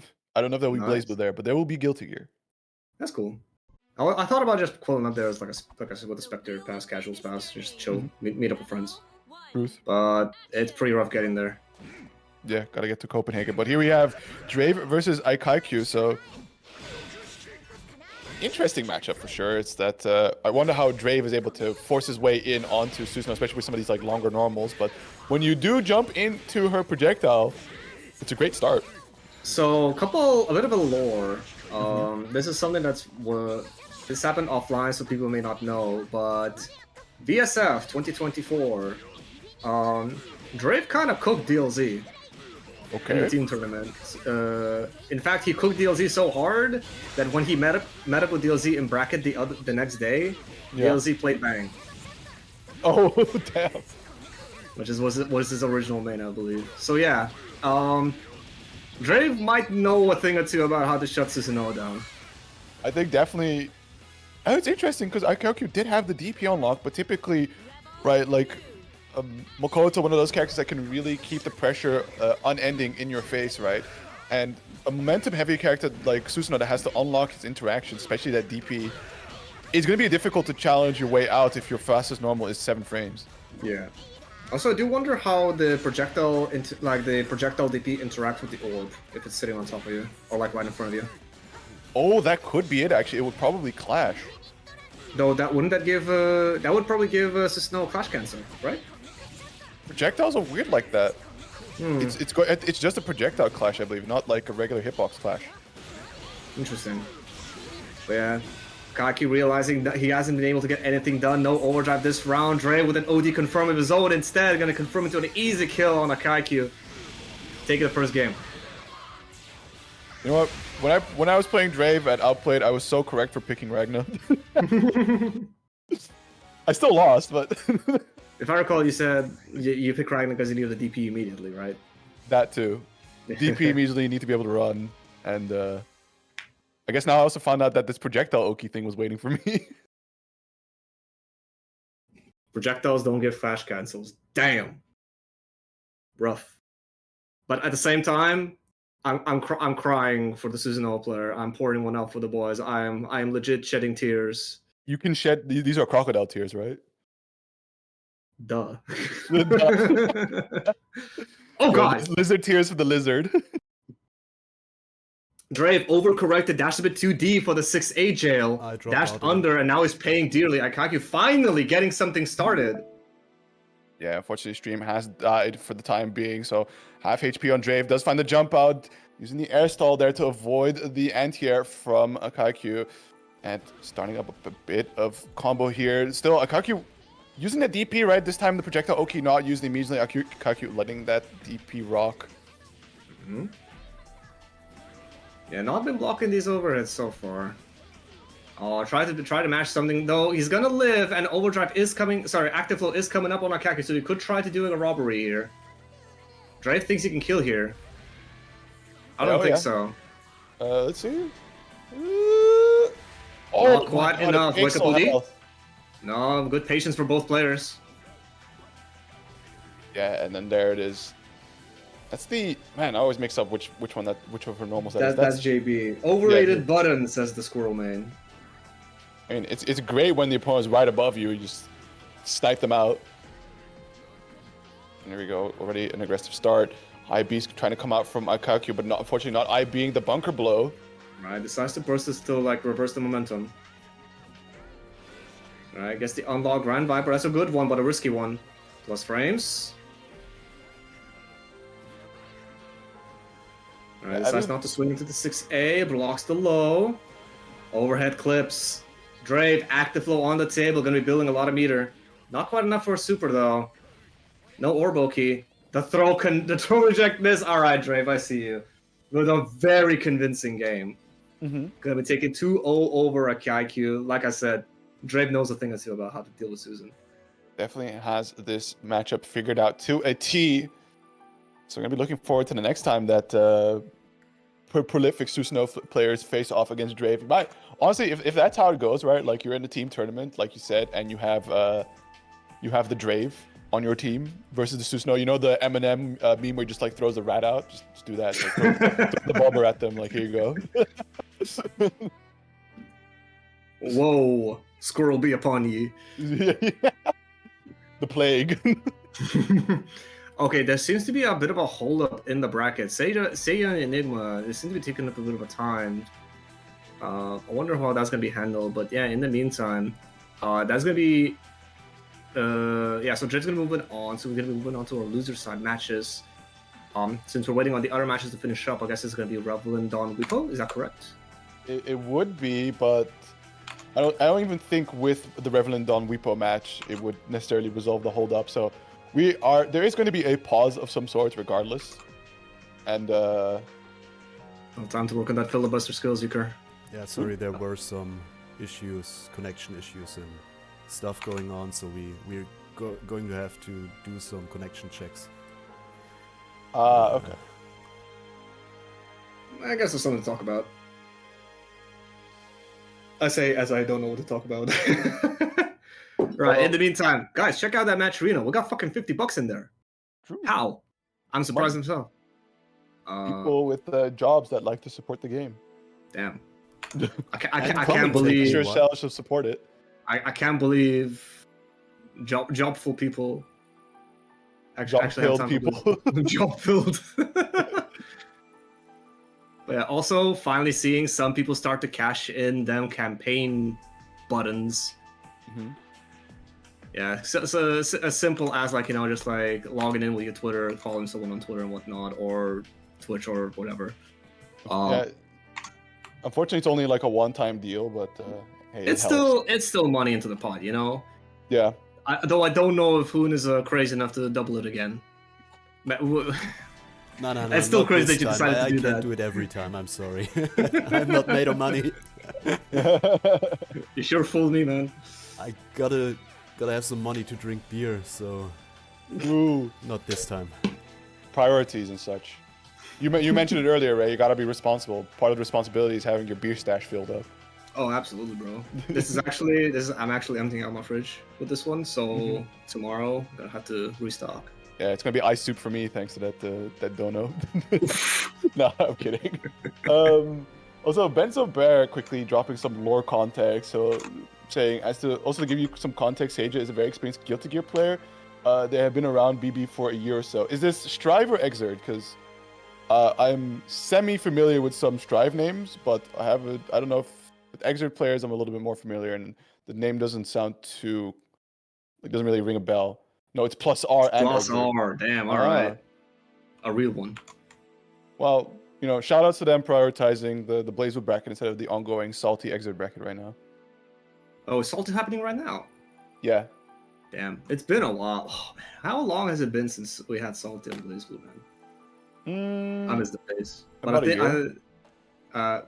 No, it's been way more than a year. Surely. I think I looked back, so a little more than a year. It's nothing. It's been a minute, but not that much. But yeah, I wouldn't count on BlazBlue coming back to Salty, especially because the Salty calendar is now filled up to the brim with events. They're doing Monday Strive, Tuesday Exert, Wednesday they have nothing. Thursday I think they also have nothing. Friday they're doing now Virtua Fighter, and Saturdays they do Tekken 8. Damn, even Saturday is crazy. Also, I just realized Oki tries. Yeah, that's we saw him in bracket. Of course, we didn't get to see him play on stream, but it's still crazy that, like, you know, actually contributing and also joining the bracket. Even if, you know, maybe you don't get the results you want, you know, you still pull up. I respect it. Sundays open simple, true, but I don't think the TO is too keen. Plus, I think, you know, you guys are doing fine with more than enough of your own events. Oh yeah, bro. There's so much BlazBlue every day. I think we have a break. Do we have a break on Sundays? I forget. Yeah. Normally, yes. Yeah, on Mondays we got like them. We had them beginner exhibitions. Tuesday, every other Tuesday, of course, we have this bracket we're on right now. Occasionally on Tuesdays as well, Enigma hosts like a high level exhibition. That's always cool. Yeah. Wednesdays, of course, we got the Hard Edge weeklies, weekly exhibitions. Thursdays is Lob Invasion, correct? That's Don Yeah, Weepo's Don event. Weepo's lobby evasion. Fridays is ranked evasion. Yeah, I'm everyone plays ranked. I do respect trying to get some life into like the lobbies and the rank. Lobby invasions were pretty fun, I'll admit. I just not a fan of like going back into the match and waiting for the new one to start up. I'm a grinder, you know. True. Just Give me that instant one person, rematch. bring him into your, brick wall cell with a single chair and run that Pierce to 50. Like you sit down and all of a sudden like you put a shackle on the leg. It's like all right, just for motivation, you know. Also dodging me non-stop. It's because they somehow value their funny pink square. I feel like it should be. I feel like it should be the opposite. Once you get your pink square, you stop caring. I don't know. People like really have a sense of pride attached to it. I knew it was long gone for me ever since Scar became a regular in our Discord. Like Awesome. that's my pink square gone in a minute. See, instead of remembering all the times I had pink square, I just remember the people I took pink square from. I feel like that's better. You just have a list of body bags. I almost want to mod myself back to light blue square. That'd be kind of funny. I mean, some people legitimately they like tank all the way down to like blue square, just so they don't have that anxiety or whatever. You don't even have That to or tank. they do it to Smurf. I don't know. You don't even have to tank. You can just go in and like change it with cheat engine. It's like one of the things that's not checked. I'm sorry, I have integrity. I use legitimate channels. Nothing is checked. You can even play the unlimited characters. Damn. Awesome. Isn't that gonna cause desyncs? Oh no, you select if the game recognizes it as an unlimited. I see. I mean, yeah, I remember when the rollback first dropped. Like people were like beta testing. There was this one guy in NA who was running unlimited Izanami, and he was like, he labbed her out. He was doing like crazy shit with her. Lol. And he would like offer prize money to anyone who can beat him. Easy death. That's fun. That's fun actually. Yeah, you even know the name. Nice. Either way, Don Weepo, very dominant round of Revlin. All right. Hold up. Lock in. Yeah. Wait a minute. This is not what we expected to happen. Yeah, he kind of just rocked his shit for a moment there. Early burst, doesn't want to be held into Ragnar pressure anytime soon, but good jump over the 2C, getting a nice little punish there for himself. Unfortunately, Ragnar, not the greatest conversion ability a lot of the times. Yeah, you tried to. Also, the recognition from Don Weepo to use BFAF. BFAF against Goblin Hades. Get that extended combo. Oh, right, the bait. I mean, we can't all be brilliant all the time. Not gonna be quite enough to kill. I think it's gonna cash in. No, wait, that's enough. Holy combo extension, what the fuck? Damn, I did not think it. you could get another Yeah. 2-2C in there. Ragnar can Alright. do damage? What? I mean, 5C6C goes kind of hard. What can I say? Yeah, I need to check that one back later. Ooh. Dash 6C, nice. This is a nice combo. With the 2DA, nice. Okay. Get him to the corner too. Damn, this is really nice. Yeah, I've said nice 3 times. I need to work on my vocabulary. it's like that. Heat of the moment, very difficult to come to the words that you need. And of course, man, that late burst, a little bit of red health to play with. Gets that jump in. This time going for the optimal pickup, using the micro dash 3C into the not over the yet. 6C pickup after. I have not seen that. Only barely 3.2. Uh-oh. Tries to OD through the 6B, but not fast enough. Tries to be sneaky with the air drives. Clips him low. RC, no pickup, but the air dash JC Don Weepo with the extension of pressure. Taking the first game over Revlin. We're seeing a lot of interesting developments today. Don Weepo's on fire. I'm just looking outside to see the way the planets are aligned, and they seem out of order. I don't know. So, curious. It's shout outs to Limp Bizkit. It's just one of those days. Whoa. Every time you mention Limp Bizkit, he has to show up in whatever work he is you have. Oh god! Okay! Don might be on something. Yeah. Okay, B5. You are safe there, so let's not overextend ourselves a little bit too much there, Dawn. as Revlin immediately cashing out. A nice bit of damage. 6B connects. There's the insta burst. Trying to run that pressure in, but throws him Nice. out of the 5DA. Very nicely done. Like he could have done a 2B, but opts for the throw. All right, Limber working out, sets up the B orb. He's just mashing 2C out of his stun. I don't think Don Weepo that is the play. But you know what? You're the one cooking Revlin earlier. It's definitely one of those Kagura things where it's like if you can get that JC or that 2C to just connect randomly in mid, like in neutral. You just win. You win. You just do so much damage. The pickup is optimal. That 6C ride, if it would have worked, it would have been really fantastic. But unfortunately, hella That's slow a bit move. too deep, yeah. Yeah. Also, no head involved. 6B a little too far away there for Revlin, conceding the turnover to Don Weepo, but playing with that life advantage, and look at the patience and immediately closing distance 5B to get these pickup straight back into that Ragnar pressure. Interesting frame What kill a setup. yeah, frame kill with the air throw. I see you. And again. Yo, hold on. And I keep think it that burst too. safe. Okay, Revlin answering back with 2 very dominating rounds.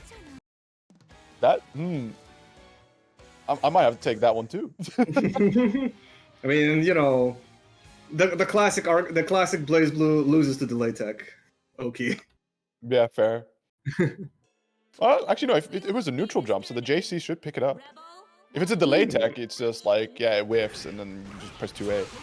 I mean, yeah, but it's like, you know, you disable the mix-up. Fair. Oh, no! What's going on? What is going on? This is not real. The CPU has figured out that 2C is a really good button, I suppose. Put it to the corner now, delay tech. There is just the raw Gauntlet Hades, making sure to see if Don Weepo has those. Unfortunately, kind of lacking on that front at the moment. Getting close to getting the kill here. Another kill, Oh, no, frame kill. That's, yeah, 2C definitely prompts some people to, like, act, because they say, oh shit, that whiffed, I gotta do something, but that has solo recovery. Yeah. Again, plus frame buttons with low recovery. Satisfactory. Satisfactory. Make sure to whiff those. It's awesome. People, I mean, it's a really strong fundamental. Like, I think one of the funner things to do in Blaze Blue is just if you're, oh no. All right, Don Weepo gotta be catching this one in. No, too close to the wall. The bounce was too high. Oh, gets clipped low. This hurts because of the OD. Getting that unchained drive cancels. Absolutely. Still, Kagura, as always, going to be setting up to that near 4K damage.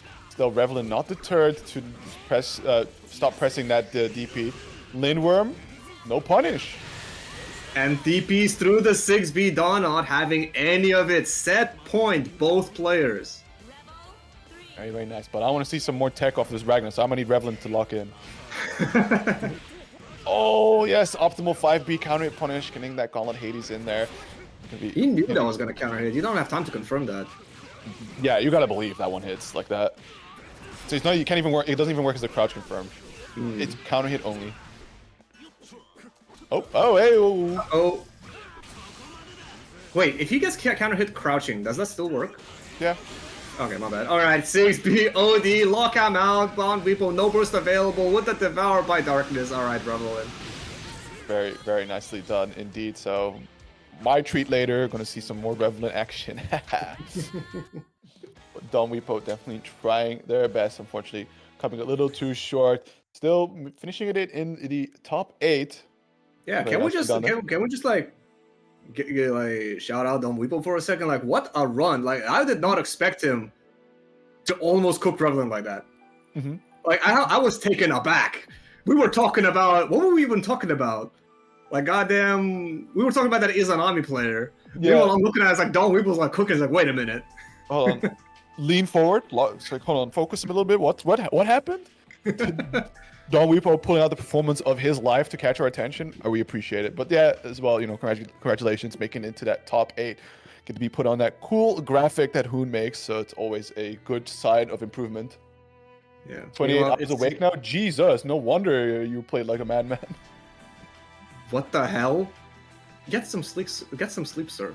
No, get some good food first, and then yeah, go pass out, bro. That is not normal. Holy crap. Yeah. Meanwhile, it seems like the bracket did move along a little bit. We'll almost have our next game ready. Yeah, it seems like Enigma took it over Seiya, but he ended up falling down to Aino Izanami. And now Aino Hyakuso are fighting it out to see who gets to face off against Ancestor in top 8 loser side. Right. Meanwhile, are we gonna jump to the winner side? We don't, right? I don't know what the etiquette is for the situation for We this. shouldn't, because it's going to make a really awkward pause. I don't know. We just It's gotta gotta wait make it a gauntlet Yeah. in loser side, unless you introduce a break. Yeah, I mean, if think. we go to the winner's side, then the grand finalist has to wait a really long time while the loser of this match is warmed up and can play Fair Yeah. enough. some matches. It's just so one of I those wouldn't wanna things do it. where catastrophic connection issue really holding up the bracket is, it has a cascading effect, and this can happen even in offlines, right? If somebody has like a really massive hold up, like controller issue, because that's one of the things as like a TO that's kind of feel bad is you're sitting there, you want of course everybody to have fun, to be able to play the game and whatnot, but if somebody's like really badly holding up the set, like somebody brings in who knows what like ancient architecture controller to try and connect with, and it just doesn't work with any brook converter, or like the holy incense is not getting it to operate, then at some point you just gotta say like, listen buddy, just please buy something that has a proprietary like Sony sticker on it, or I mean, you're I gonna have feel to like experience this again, and you just gotta DQ them. it's either DQ or get them to play with a different controller. Like, it sucks, but you gotta move the shit along. And like, honestly, who makes that call? Is this just the bracket runner that makes that call? I think it's the bracket runner. I think the bracket runner has that idea, and then they proceed to like the head TO of the game and say like, listen, this is going on, what should I do? And then the TO says like, all right, remove them, because like you can escort them from the building. basically. But the thing is, the reason it's like the main TO's call and not the bracket runner is because this person is going to give the bracket runner shit probably for DQing them. And then if this gets fed to the head TO and they said like, well, I didn't sign off on this, it's like, ooh, oh, damn. And then as head TO, you kind of just have to take that, like you're like, okay, well, I didn't really sign off on this, so I'm just gonna have to take this, because at the end of the day, I don't want staff to feel bad. So when it's understood from the get-go, like you have the say on this, so you also take the shit talk from players that are unhappy from it. It's something you mentally prepare for, and you're just like, oh, okay, yeah, just DQ them. If they complain, send them to me, and I'll point them to the exit. Learning a lot today, actually. Damn. Yeah, There's I've some never clever- tried running a bracket myself, but I put huge respect on the one that does. It's a thankless job. It really is. But the thing is, it's like when you do it long enough, and you have the right community, and I feel like BlazBlue now is in a good spot. That it's, everybody's thankful. We already saw Don Weepo giving us thanks for the hosting from Hoon. So everyone is appreciative of the work being put in, and that's like even the hold up between Seija and Enigma is likely not from a malicious position. Yeah, but while we were waiting on that to happen, we got an update on the match. Reno, Toki pulling up with another $20, bringing the prize pool up to $70. Holy crap! All right, big thanks. Yeah, major thanks. It's what it's funny that for some reason it's been selected that Hood's bracket is the one that gets the big cash, and It's like, because it's rarer. It's once every other week. It has that like exclusivity. exactly. And the other thing is like talking about like the salty CF bracket. I don't even think did Salty hit this kind of money? Salty had buttons that people could press. So, Yes, but that's like $12 at most. yeah, I definitely remember it hitting 30s. It did not. It was not hitting 50 plus. Yeah. So, you're on a good spot. This shit's grassroots, no corpo attached. It's awesome. We're gonna get right into that bang mirror, right? Protagonists playing off against each other, the heroes. Running with the bang theme too. All right. Oh, no tag. Giving Caxel a pickup.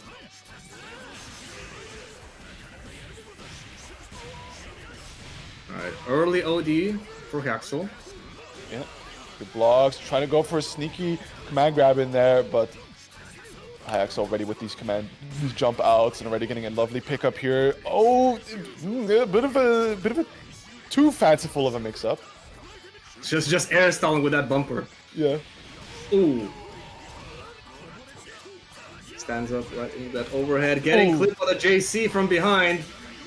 That's a burst, saved. Oh my god, nails clashing. Ashura blocked. 6B punished. What is going on? Probably there was a dash 5B. Alright, Answers getting started. That's a burst. Alright. Funny. Oh my god. Getting that grab. Has the RC for the pickup. Unfortunately, not able to jump high enough. Trying to snipe out from the air. D-nails being thrown out. No nails to either player. And just a YOLO 3C without meter to cancel to make it safe. That could have been. Yeah, that was suicidal, but it worked out on the side of Haxel. Oh god. This is difficult to keep up with, right? It's a very fast matchup. Yeah, you strong commented air that played movement, last very time, didn't like insanely strong JA, JC to be used in the air as well, double air dash. And like, it's both characters, of course, running very, like, interactive pressure, let's call it like that. Yeah. Oh, Oh my god. JD coming in. Now it's Overhead Ancestor's lance. turn. Oh, but dropping these pickups, and again, getting all these stray hits. It's piling up the damage, but it's not really pushing the objective of getting these seals unlocked. Yeah, I mean, of course, like, you know, trying to go for optimal bang routes, it is very difficult, very prone to dropping, which of course creates a lot of these scramble situations. It's such a high-paced match. Dash up overhead, as with the active flow, gonna close it out. Yeah, a round apiece to both players here. This is some really high energy stuff.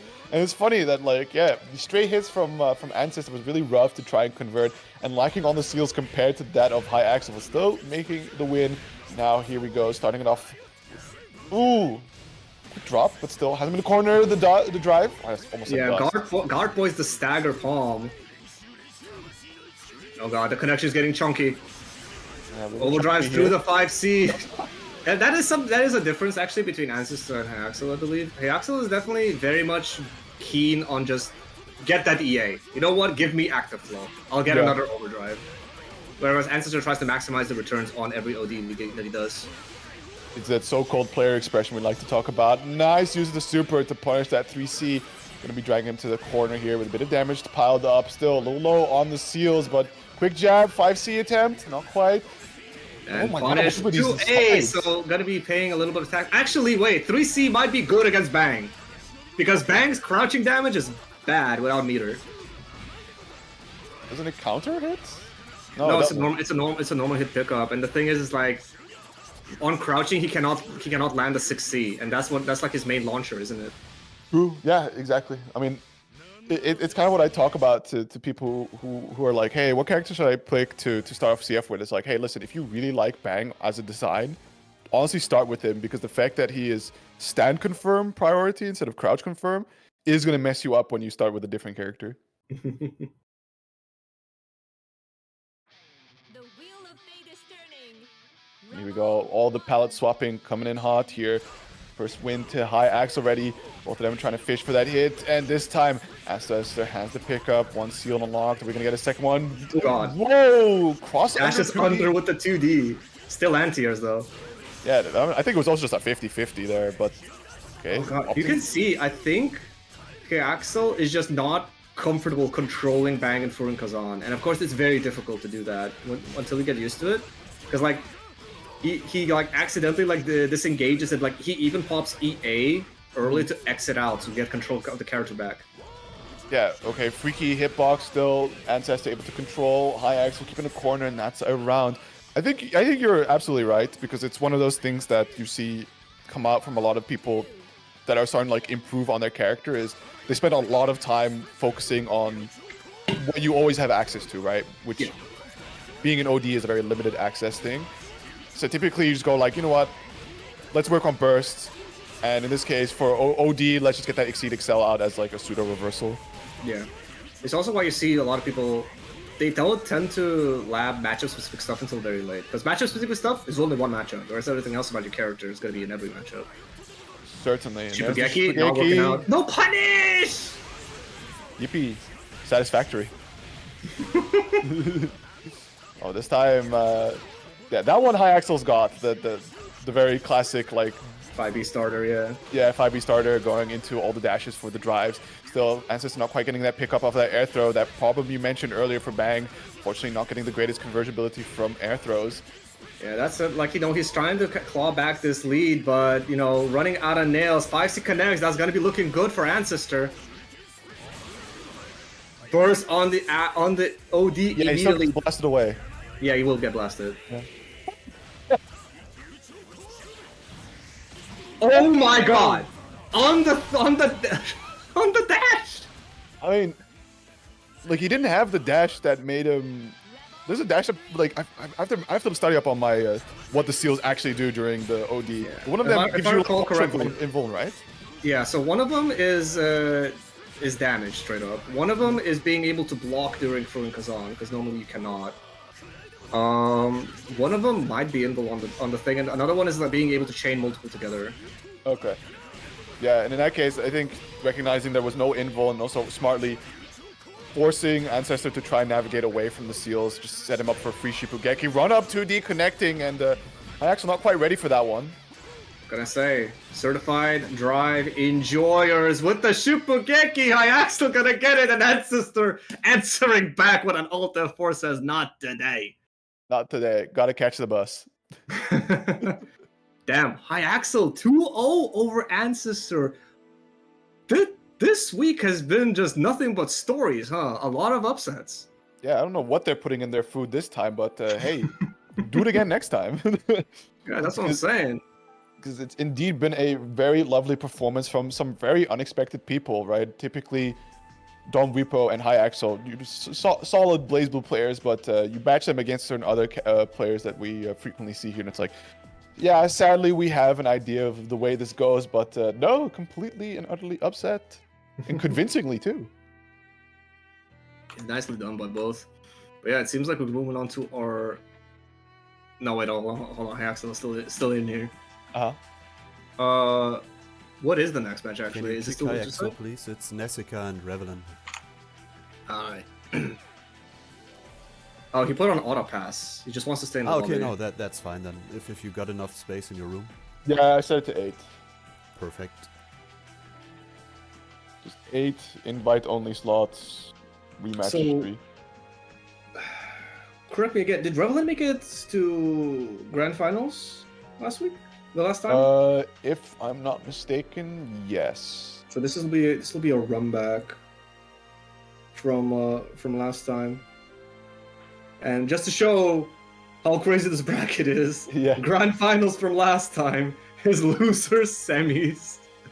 No, is that losers quarters? The losers quarters even, yeah, so that's an even crazier story. So something definitely in the waters this time.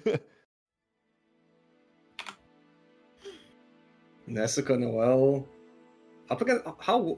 You play Ragnar. Have you played against Noel? No, who the fuck plays Noel? Noels don't exist. You gotta. There's a Noel air quotes at ZF, but you know they just mash drive, so you can kind of learn how to deal with that. But other than that, right? It's like who plays Noel? I mean, I know two. Noel Yeah, like was it players. Sacred Azure? Sacred and Alley. Okay, I didn't know the second one. The other when I say I know two, I thought it was like yeah, and Nessica. Sacred and Alizonius. Though Alizonius has not played in a long time. I think he's been playing a lot of Grand Blue recently. Yeah, I mean, the Noelle character really is bleak. Like she has like several good things going for her, but Oh wait, hold on. I remember. I thought it was Stuka, another person I've not seen in a very long time. I mean, there's a lot of like fully retired old head CF players. Yeah. So we are in the new gen, who have started with CF, right? Haven't been through the process of playing it through Multiple versions. Continuum Shift and Yeah, Chrono yeah. Phantasma. I'm one of those. I've only ever experienced CF2. I've followed the game. I've watched it. I haven't played seriously until CF. I played some other games like story mode and like arcade mode, Grim of Abyss and whatnot, but that's about it. CF, first one I took actually decided to learn properly and like get into playing other people. Right. But yeah, if we want to theorize on the Noel Ragnar matchup, I think typically, right, like Noel has ways to slip through Jesus Kick, which is really important with her drive.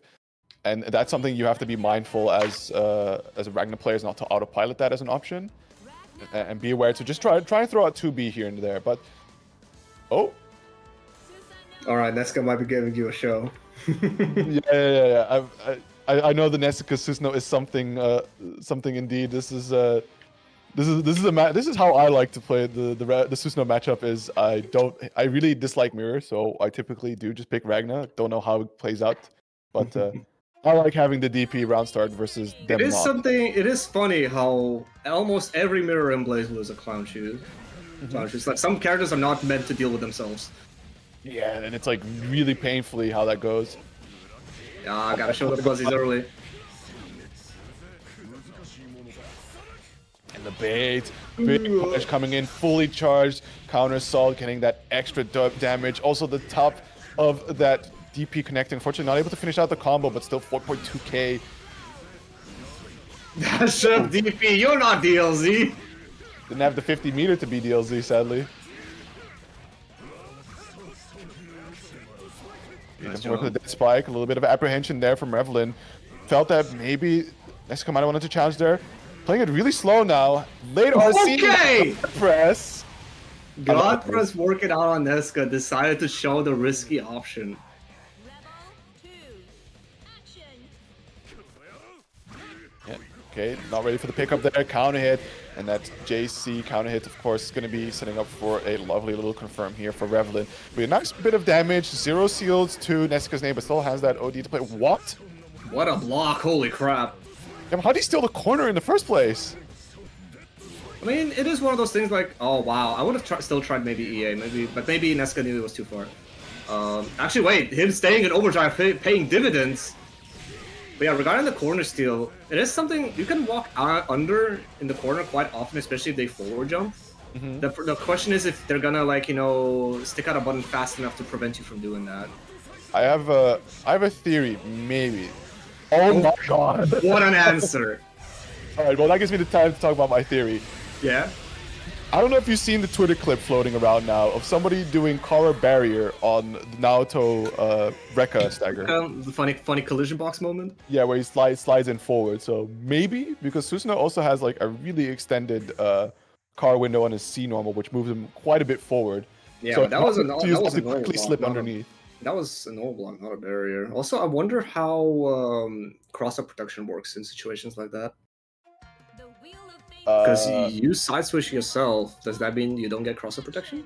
Well, if you're side switching yourself and you know you're side swapping yourself, you're holding forward for the barrier. Oh, I think I saw barrier going in the original direction, but I may be misremembering the clip. Either way, good block from Rebel and taking a punish. Yeah, both Spin and Grind Viper punishable on block. Very nice, but still has spin, has sword unlocked. He's gonna cut the combo game there short from Revlin. Positioning him close to the corner, but Revlin able to force out the 2A, low profiling the jump in, and immediately getting another stab. Oh my god, Nice, this routing. nice routing. No roll catch though, Revlin taking advantage of that. He just goes into 6B anyway. I just realized how little people, how people don't block, and even if you do, right, it's just the start. Oh, staggers. Functional the 2C. Oh, Yeah, you said it! You said it! That move is just, you know, it's cinema. No RC. No RC? Though. Yeah, I mean, oh, that is a meaty DP that gives a free pickup. yeah. And again, either meaty Nesca DP also or not cashing packets. in. Actually gonna pay for that. I wonder if he should have cashed in with the RC into like button super or something. Probably would not have been enough. Who knows what the decision making is behind some of these high level players? Us lowly commentator peons are just like, it should be obvious to do that, but then, you know, might be the stress of the moment and other things playing at mind, but who knows? Hindsight is really easy to play with, you know. Exactly. It's just a cheat code. I detect those throw loops. Duh. I would want $1 million in Street Fighter. I don't know how the hell Kusanagi threw him 8 times. He would have thrown me once. That's it. Oh god! If that ground viper would have opened me up there, I would have just low blocked it for real. That fuzzy back already away. blocking high. Right, Revlin with a heavy lead, got the Hades block and a punish for Nesca. Actually opting with 2C. That would probably like anti-air the there's a what is it, spin kick call? Don't know. Gauntlet follow up. Yeah, I just called the gauntlet follow. Oh, he Like messes up these? the TRM. Alright. Revelin pulling out ahead in these scrambles. Is Nessa gonna stick with the Susan? This Yeah, is tournament life on the line. He sticks with it. Yeah, this is interesting because like I think normally, like you said, this was last time's grand finals here, so expecting a like you know, at least a first to three, but now it's the last one between both of these players. Rebel 1. Action. I feel like Ganesh can switch if he commits. I mean, sometimes he does just switch to the Tager when like money is like some serious cash is on the line. Yeah, but like I think what he says is like if he commits to like he doesn't switch midway. He might switch between sets, but not mid set. Oh wow, the no clash cancel. But guess who is clash canceling? It's I mean, were you ready to clash cancel there? I wasn't. no, I wasn't. Well, you know, in commentator hindsight, I was ready to clash cancel. Do ADP. Oh, Oh my god, fake the throw! Another one. Do it again. Nessica's had enough now, sitting on that set point with the burst available. Revelin about 30% away from his. Just disengages. Gets clipped. Man, I bet so many characters wish they had a Gauntlet Hades. Not for combos. No, sorry, not for the overhead, but for stabilizing combo height. You know what's really funny that you say that is that a lot of characters wish they had Ragnar buttons, and Ragnar wishes that he had like literally fucking anything else. Oh my god. Yeah, so Well, you know, when you look at something that you don't have, you only see the best. exactly. Well, I think even Ragnar players know what they have with Jesus Kick, but that being said, right, we see Revelin trying to leverage a bit of that life advantage, trying to stay away. Big guard crush. Gonna be setting up for some nice bit of damage. Do we have to kill route? Can we kill here? I don't think so. It's gonna have to be one more final situation, and Revelin routing for it just in case. No tech? Oh, wait. Not quite enough. Crossy? No, just tries to keep it safe with the 2D. From downtown? DP reaching in super deep, so around a piece here. Both players on their tournament life. DP bursts are available. Right. Neska, of course, with that overdrive, he does have the robbery potential, but this has to cash in the EA. There's nothing else he could have done to challenge the Death Strike. Yeah. Any other normal would have done the trick, but still, active flow running, but getting... Oh! Okay, combo cut short. Camera not quite able to catch up with the players just yet. Still, no relevant seals unlocked. That's the God Press, not quite what you want to see, and it being your only move unlocked can make it quite obvious. Does find the anti-air, but the instant burst from Revelin wants to keep the momentum cut short, but... What a 2C, getting him the sword unlock. Revelin now low on health, no overdrive, so life leeching is difficult. Yeah, just get these drives coming out on block, right? Even if it doesn't find the opening, it's a little bit of life that you can get back. Meanwhile, Neska showing the defense of a champion, but the whiff punish, we're playing footsies here. Okay, does have Astral available, but the way that Ragnar can route, is it enough to get out of the red zone? Not just yet. Look at him, he's trying to go for it, but the anti-air drops the combo, was hoping for a better counter pickup, pops the OD. It's a bit too far for the 3C wins, but the spin closes out. Alright, Nessica staying alive, one apiece. No, Nesca won. Wait, that was two? That was two. Jesus, when did that happen? Oh Just my now. god. Oh.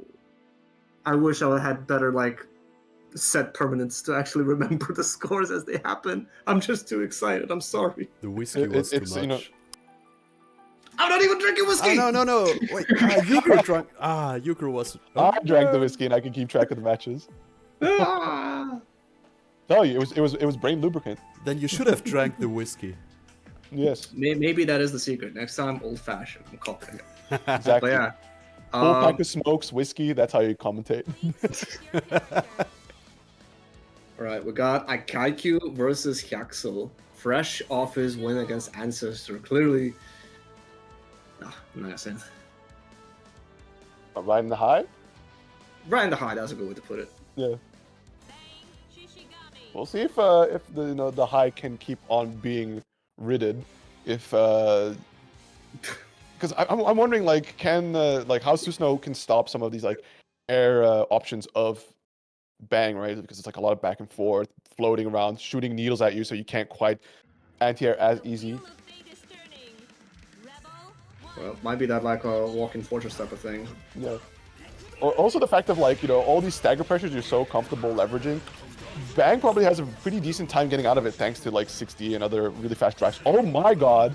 The thing about this stuff like 6D, right? The guard point runs out way earlier before the follow-ups do, before the follow-ups come out. So, for example, if you just Gatling, you'll hit him from behind.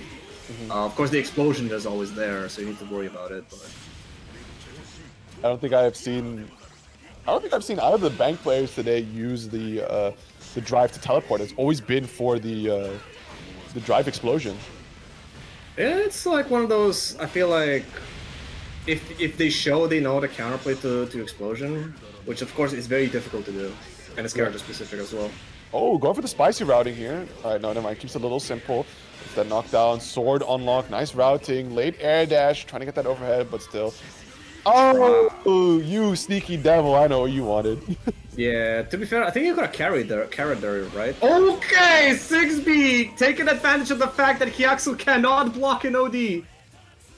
Yeah, going for that 6B RC, the timing is a little wonky, but you can, like, after they block the first hit, right, any part of the second hit is RCable, so if you got that delay just right, that you move forward but don't punch them, you can just RC into the throw instantly. It's just like, hello, you weren't ready for this. Oh, I see, so it has to be off a Gatling. Interesting. Well, no, just off the 6B. Like, the first 6B has to connect, then he moves forward on that second part of the 6B, right? Oh, in between the 6B hits? Yeah, you can RC anytime. Oh, I thought it would be like you cancel into 6B and then you like RC before it connects. No punish! He saw the meter, so he was afraid. He saw him stand up, like, you know, the instant overhead option. Right, this time. Anti-air, very nicely done, and a perfect there from Akakyu. I mean, even if you cancel into another moment, you can't. This is an exert. You can't like YRC moves. It has to be like you connect, and if it's still like a multi-hit move, then you can RC anytime before the next hit. You are correct. Yeah. Whiskey brain lubricant. I swear to God, I thought you could like Kara in neutral from like 5B or something, like Kara throw. Oh, no, that's off 5C. 5C. Oh, okay. Yeah, 5C steps him forward and has like the car frame due to C-Mash off of his Calamity. Yeah, that orb. Oh, I love the cancels.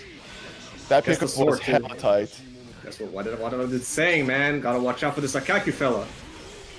Yeah, just pop the EA. Get that active flow, get that overdrive coming back. Yeah, but still, immediately eating shit right after using your get away from me resources. Not Yeah, but he's already back on this- 9. Like, active flow is ridiculous. True. Tries to guard point the DP, but CA on the side of Akaki, he is a CA enjoyer. Yeah, it was baited out, but no punish. Still, Hyaxel trying to get in there, but yeah, that JB nice and fast scratches deep to the ground, forcing you to respect to sort of tech options from Susanoo and Akakyu now on that set point, moving real fast and going for it. Oh, a bit too spicy there on the pickup. Yeah, dropped it a bit too early with that 6B, I believe. Burst. Oh god, he just mashed his 6D right after. Protect that. Yeah, good reactions. Oh god, 33 poison L's. Thankfully, the poison doesn't stack. Yeah, I was about to say, it also doesn't do the greatest amount of damage on its first hit, but still, holding this poison repeatedly, and now the pressure being dealt to you, the health ticking away. Oh, that's unfortunate. Sadly, too far for the command grab. Counter hit recovery, Akaki gonna be cashing in. I'm surprised Akakyu didn't go for a counter hit route there. Meaty 5A, damn. Getting some more. Look at all these unlocks, by the way, right? Level 2 on the spin dash. Level 2 dirt cake, a little unfortunate there. Getting really close to that sword. Finds that overhead burst from Hyaxel. Needs to make use of it to stay alive. No RC to get through the 2D explosion. And yeah, Axel actually gonna be able to claw that one back, spending them like misspacing the spin so that it was actually still minus, so you have to RC to keep going. Actually ended up costing it again because he did not have the resources to save himself against the 2D. Yeah. I mean, I think he had 50 meter to cancel it, but opted to not do it. In the last interaction, in the final spin, he did not, but I'm unsure now. Either way, early start for Hyaxel. He's gonna have to have this round go his way to get the burst back. Yeah, just trying to avoid some of these nail explosions. Especially, yeah, going for nail explosions to try and catch maybe Akaki being too friendly into the air, but Great pickup here. Going to be driving him to the other side of the corner. Has that. Yeah, that's what you were talking about you earlier. said he tried that teleport, but ended up not working out. The 5A or the 2A Gatling. Oh, just pick up throw. Okay. Devin trying to call out another use of the guard point, but this time burst from high axle, jumps away from the 2D. Big. That was plus. Trying to go for JD, I think, but the guard point frame's not kicking in fast enough, and Ikaku able to close it out 2-0 over high axle. Damn. But yeah, Akaku got to be securing himself a spot in winners semis. Yes, winners semis. Or he's gonna be facing up against Nessica later on. But damn, can we just give a shout out to Yaxel? What the heckin' run was that? Yeah. How did it start? Okay, so we started with Horikaru, Kamigo, like the Terumi player out of nowhere. Apparently coming from Plus R and whatnot. Then of course dropped to Nessica, but then in loser side, holy crap! I know Izanami, not an easy feat. Ancestor, and then of course drop into Ikaku just now. Still made top 5, is that correct? 1, 2, 3, tied 5th. No, he made 7th. Look, man, counting's hard. Maybe I do need that brain lubricant. Shout outs to brain lubricant. But yeah, that means, yeah, it seems like our top, what was it? Top 4. Yeah, top 4 is already figured out. So we're moving on to winner's side. Dennis and Drave. Not the first time we've seen these guys play. Yeah. And what can I say? It is always in a high pressure environment. It's going to be interesting how this goes down, because, like, one of the things that Taker really enjoys in a matchup is when the opponent has to run at him. Sure, Makoto has the projectile to try and have funny moments here and there, but of course, when a Spark Bolt is a threat, that kind of becomes void as an option. So we'll see how Drave decides to get in the face of Dennis and structures pressure to not be eating the Taker drivers, and how Dennis is looking to not be too predictable with his Taker drivers. It really just revolves around that one funny move. Yeah, well said. Also, another thing to point out, winners final, so this is a first to 3s. Of course, both players will obviously enjoy that, being able to have a bit more time to adapt and adjust. Certainly. So already taking it nice and slow, letting the magnetism bullying commands, just keep making sure to apply that magnetism time. But now Dre finding the in, a good bit of stagger pressure, is able to get a lovely pickup, going to go for the reset. Again, Dennis getting impatient, opting to just burst out, use the magnetism to pull back, but yeah, when you see that 6A being held, chances are you can just jump and get a clean punish. Ben, you don't want to be accidentally pulled into it, because that is a big ass button. 720! Speaking of big button. But, you know, Draven's been playing well enough that this is not that big of a life lead. OD to actually convert off the airstring. It's kind of funny how bleak it is for a character to have to OD to get some sort of mid-screen extension. But bro, whenever he does get it, that's one hell of an extension, bro. He's like usually good damage, Oki, corner, everything you ever want, and mutiless. You're basically exchanging OD for that strong of a situation after. Certainly. And you also build a bunch of active flow, so you're gonna be able to do it again. So here we go, just playing it slow, and of course that 6A anti-air has a really good upper reach, catching the no-tech. And that is a very painful no-tech, over 1,000 damage of that no-tech. Yeah, it's one of those things of these characters that have some pretty mediocre mid-screen combos on standing opponents, is that their no-techs basically extends them to regular Naruto damage. You gotta be careful. Of course, usually the combo ends right there, and if they try to take their Oki, but because the combo was already so short, they can extend quite hard after. Certainly. So the aggressive burst bait there from Dennis, has to pop his own, tries to go for reset, but 2C? Yeah, that was unburstable, wasn't it? So that 2C must have been a 6-3 attempt. Maybe. OD in his face. Unfortunately, the buttons from Dennis are a little too active, and I think that's going to be a dead squirrel with 30% burst going into the final round of Game 1. Both players relatively in a similar spot on their burst gate situation, so whatever hits and lands is going to stick pretty hard.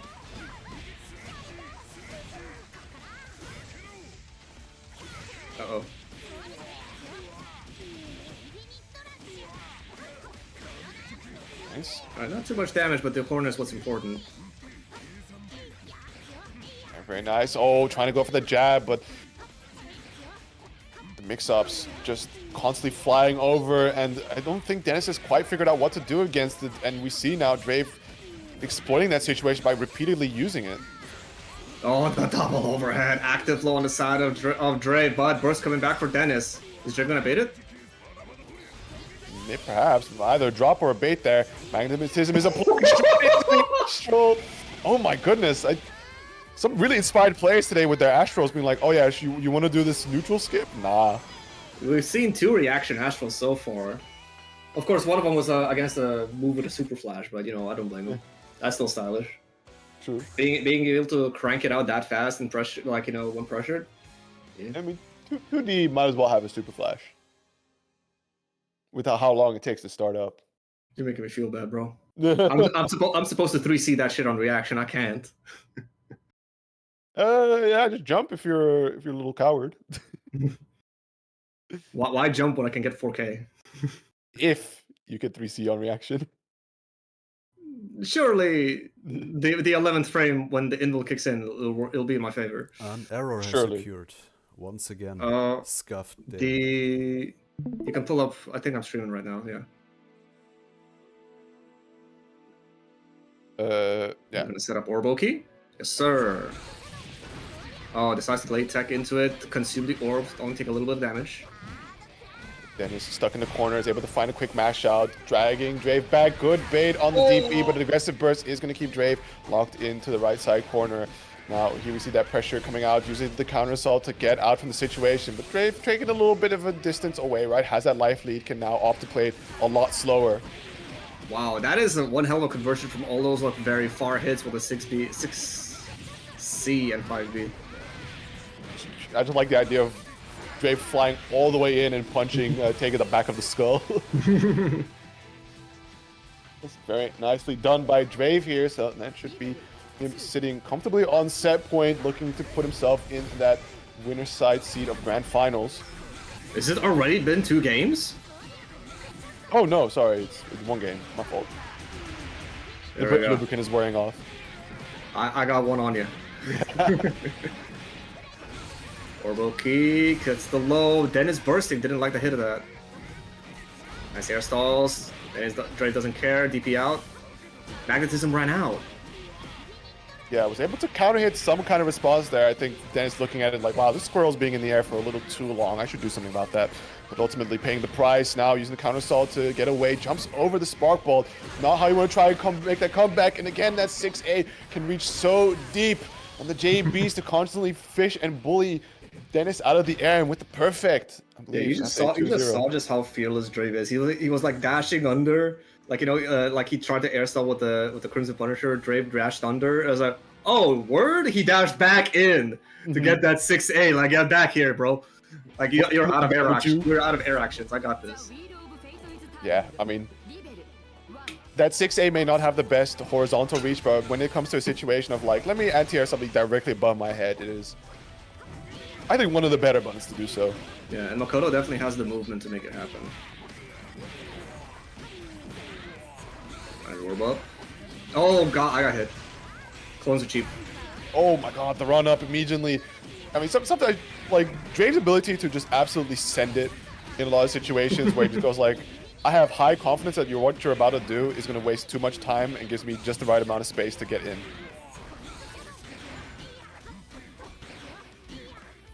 Oh, cheeky overhead working out. That was counter hit too, so Dennis tried to do a delayed button or something. Drave moving on to set point over Dennis. I think it was also very difficult overhead to interact with other than block because it was pretty decently spaced away. Mm-hmm. And of course, Tager not hurting for long range buttons, but the thing is they're on the slower end. Yeah, and sometimes the pickup can be a little awkward. Oh god! He tried to jump the 6A, didn't work out. Yeah, it's a very like zero-sum nuclear situation jumping that 6A. Either you get the nice punish or you eat dirt fast. Yeah. Oh, the roll gets caught and it's like now Dennis get into his burst back in time as well, trying to stay alive. So thank you, Enigma, for the raid. Welcome, welcome. Oh god. Ooh. That's a fail 2D. Dre did not like that. Burst away. Gotta have to wait out this magnetism.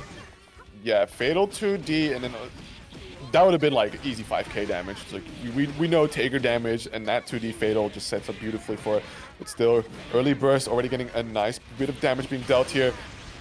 Finally, Dennis seeing the need to burst out. Yeah, he bursted because he already he had sparkle, so he had an instant like full screen presence after the burst. So you know, wasn't as bad as it initially looks. Yeah. Counter assault, and I really like how Drave is just bullying, using all the tools he can to keep Dennis locked in his corner. Doesn't want to, you know, funnily enough, doesn't want to be too separated from the grappler character, and you can just keep sending his projectile.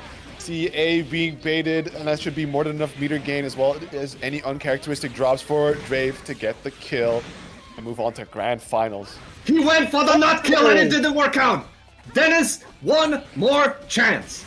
Never mind. And it's over. 50-50. Something? No, so Makoto's taunt, it has a 50-50 chance to spawn an acorn. And the acorn is a hitbox. So it's a really RNG taunt kill. It's where she throws like an acorn up, right? Yes. It's RNG whether she gets that or she gets one where she adjusts her skirt. That's funny. Thing is though, It's that bleak, but it's man got the RNG nut kill in a team tournament at Outplay, and let me tell you, I screamed, Cloud screamed. Well, I was there. It was awesome. Shout out to Outplay. Definitely, I think it's January next year, so definitely look out for that. Every time I look at Outplay, they do it earlier. Like, come on, man.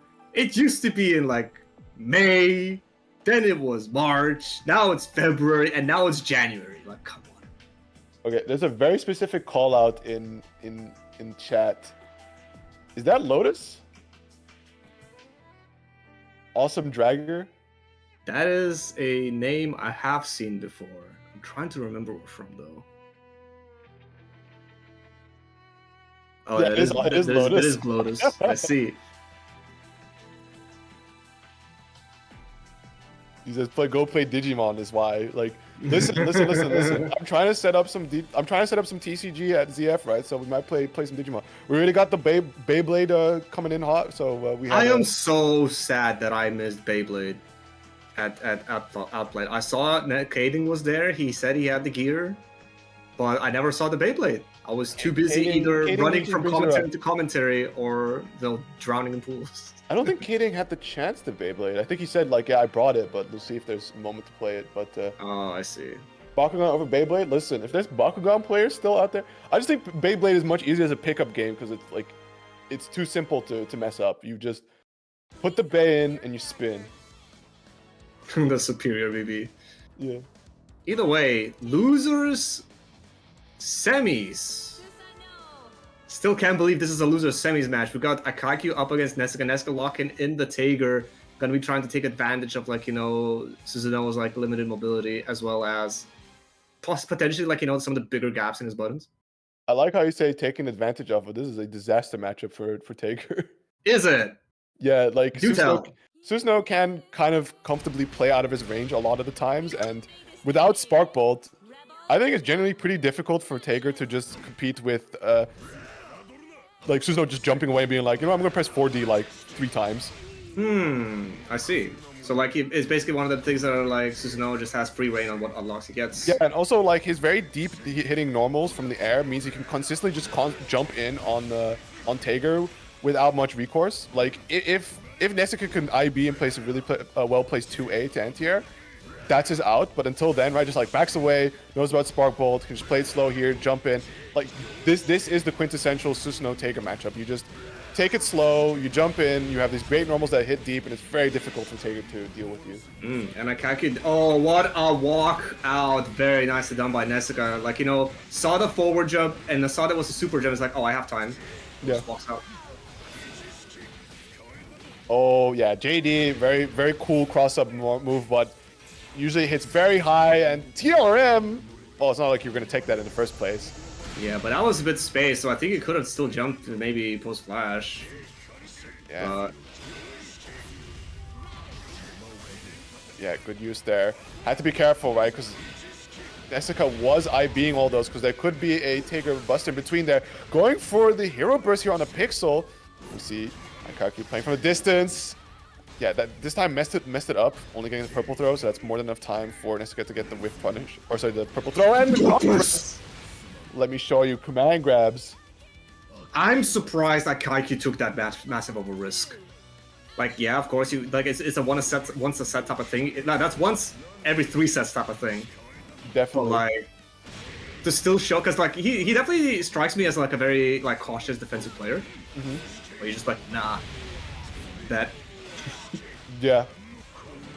Oh god. Oh, getting the SPD out, so it's gonna be a good chance for Nessica. Oh. Yeah, messes up. Like, that is very difficult to do because like there's so much variance based on how high you do it, how long you hold it, and like where they are when you start doing it. But, yeah, getting a 3C there. I think might have wanted the 2C, but unfortunately holding a down back input now. See, this is the important thing about playing into the Taker on Oki is that you space your first hit away from him. Alright, dirt kick not working out. Oh, reaction OD from Nessica. That level 2 charge actually biting him. Yeah. I mean, if the OD would have happened a little later and the kick was like somewhat during the active portion of it, it recovers pretty fast because it's plus.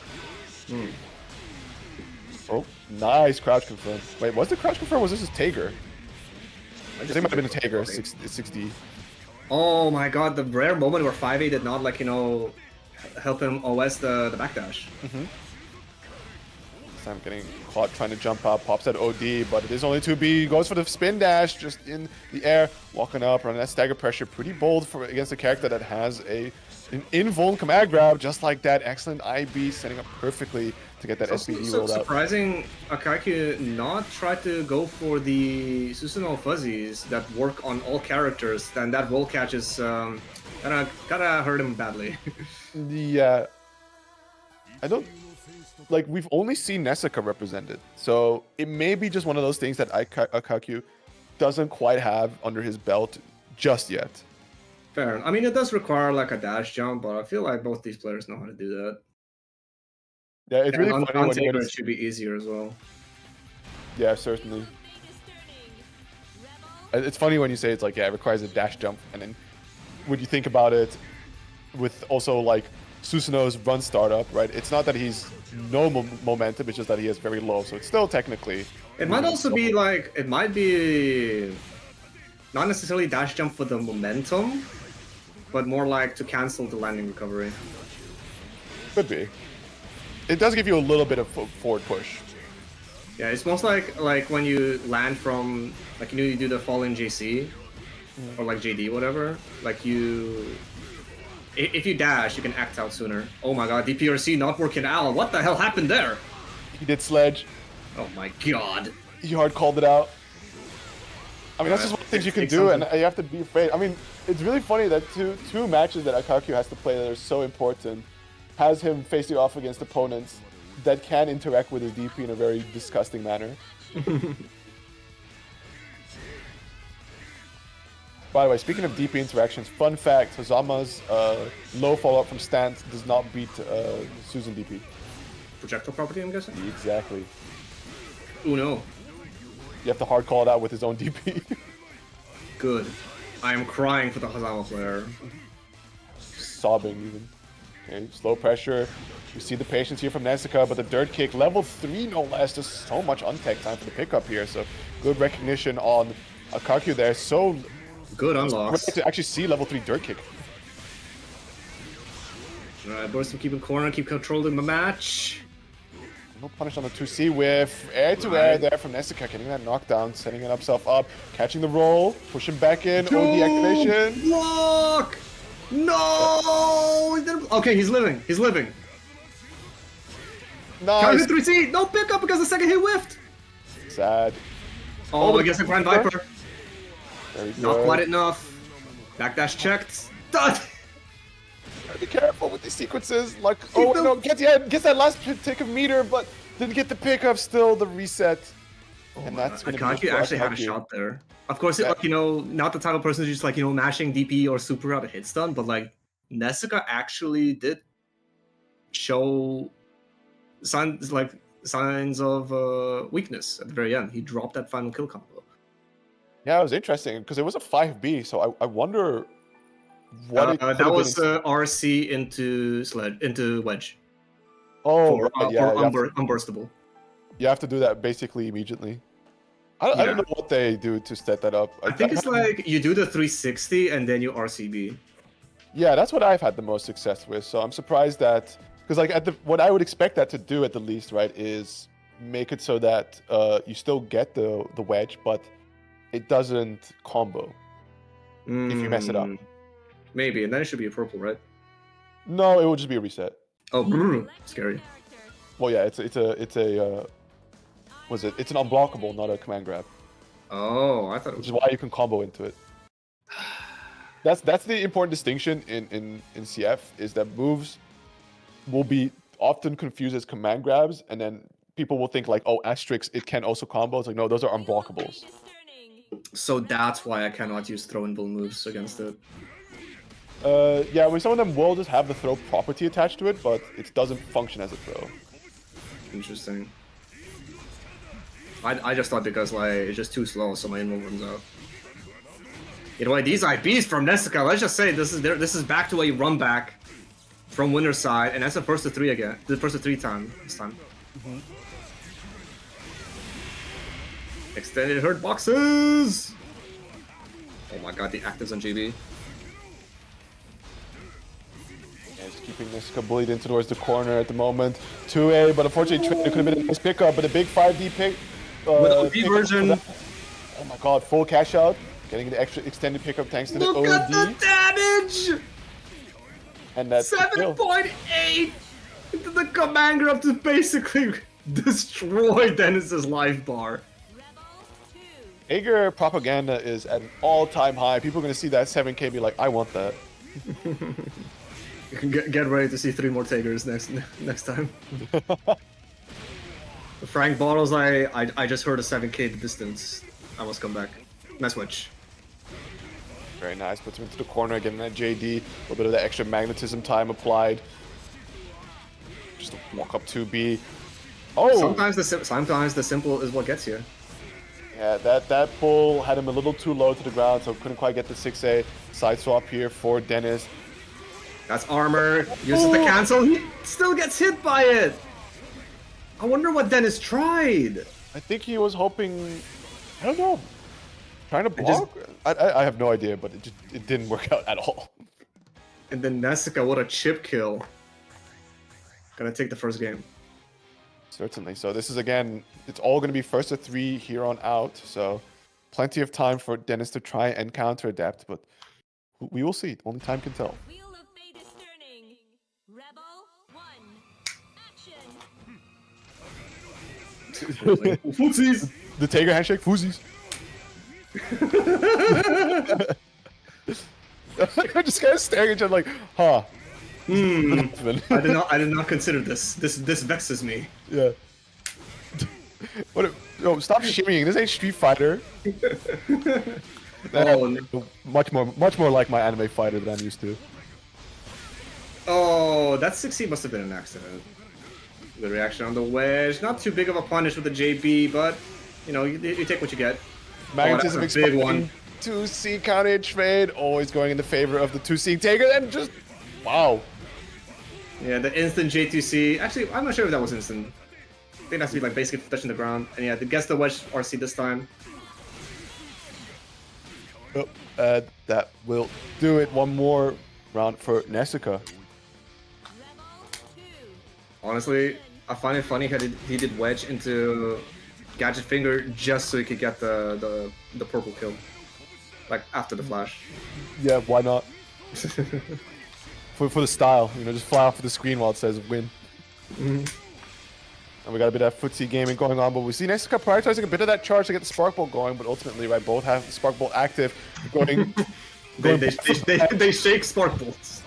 They shake Spark Bolts, but I think Nessica had a little bit of a more advanced plan in mind for having that magnetism applied. This time, we're going to get the corner pickup. Unfortunately, doesn't quite get that 4D extension. Burst is available for Dennis. He's able to get that crouch confirmed. Very nice, but oh! Emerald Just Tager, I churns, think. just churns it out. Holy crap. And you're dead. I don't even think it... Oh, it was also the counter. Look at that shit. It's 5k counter. What can I say? Button good, if magnetized. It magnetized. It magnetized and they're pressing a button? Like, that was such a, like, did you see how quickly he got pulled in? Yeah. It was like, get over here. Get over here. Shouts to the Mortal Kombat 2 movie coming out eventually. Is that like the second movie to the one that had a scene of someone just doing sweep on Waco? Yeah. They're making a second one? Yeah, it's got Carl Urban as Johnny Cage. I have no idea who that is, but did anyone even like the first one? It was like it was like camp. I mean, You weren't gonna get you are not making a serious Mortal Kombat movie. You have to fucking go in on the camp. Oh, what a punish! Reaction to OD into the 720. Knew the magnetism was there. He knew he was gonna get the range. Say goodbye to your friends. Holy shit, another 5k for Nesca. Yeah, I don't even think that one was counter hit this time. Nope. Oh, it was just that. It was just OD. OD goes hard. Yeah. Imagine if it did on counter hit. Imagine if he had active flow. Might have actually just killed there. Okay, just letting Dennis vacuum him in. Goes for the purple throw this time, ready, and immediately that's a spark ball rip, but trying to bait out the burst here, especially kind of interesting to go for that as a decision this late into the round with this low health on Dennis's side.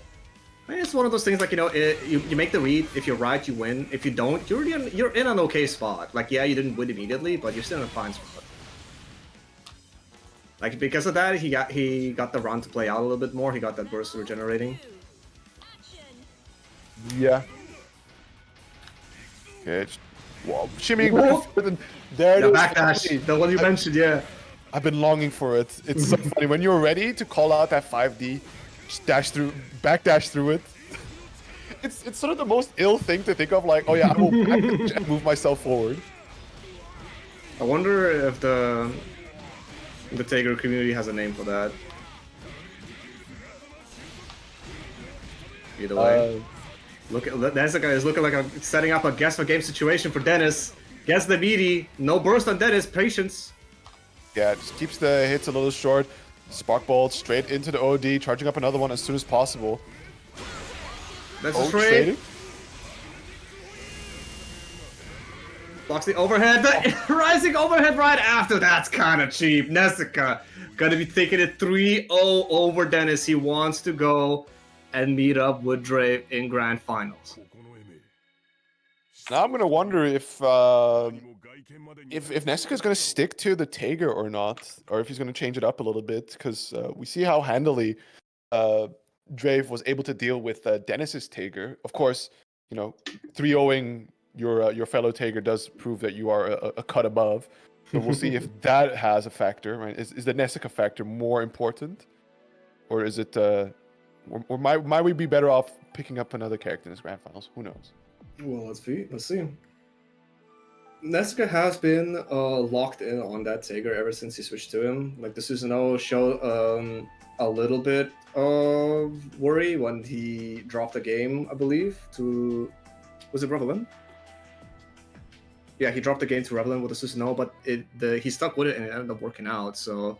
I feel like he's confident with whatever character. Now, DLZ picks Bang, but, you know... have we ever seen Nesca Bang? I don't think I have. I've seen Nesca Jube instead, but I don't think that's what you pull out. Yeah, I don't think that's on the table, but I wouldn't be surprised if he has a bit of that. We'll see. Currently, Nesca sharing some tech in chat. The Taker Fuzzy. Yeah. I mean, it's pretty expensive because you need the overhead from the... I mean, maybe it works off 6 CRC. Who knows? Please select your character. All right. Let's see what the lock-in is. Of course, Drave on the Makoto. And it's going to be Tager. Yeah. And this time, Nesca does not have 3 to lose to be funny with it. And it's going to have to make it happen. Yeah, meanwhile, Drave sitting pretty on winner's side. He can afford to drop a couple of games, but of course you don't want to let Nesca rev up. Exactly, and there is certainly no other character for Drave to fall back on, because probably Drave does play something else as a long-time BlazBlue player, but tried and true believer of Makoto you aren't likely gonna see that. Right, nice, getting that 6-8 early. Decides Oh. not to pop OD, instead lands into, like, sets up orb on the ground. Yeah, it's interesting that Nesca would also press, getting counter hit by it, so sets up the orb again. That's think like it's one of those things that, like, you know that their OK is like nebulous because you attack in the air, so you can probably try and make like the land SPD or something happen. Yeah. Oh, re-jumps, courtesy of Tager height. But currently a lot of, very short, like, micro combos, not really peaking above that 2k. And, while that can work as a strategy, just look at Tager already. One hit, 3.2k, another one. That health lead is quickly vaporizing. Yeah, Sparkle about to come back after this combo as well. It's gonna be very painful. Burst from Drave. Wants to burst while he still has some semblance of life. Yeah. Just the overhead, nice. Burst coming back for Nesca. Is he gonna pop it? Maybe. We've seen him go for these hero bursts before, but not a kill situation just yet. Drave. Is that the micro walk again? It's like one of those things, like, you can IB to create like 3 extra frames. Yeah. Like, of a gap, and like 3 frames is when the SPD, the invul kicks in. So Yeah, if there's anything that has one frame gap, you can make it a true punish. But it's also more so the fact that, like, he walked himself out of the corner. Oh my goodness, DP bait, It no could just also bursted happen as he's game. churning.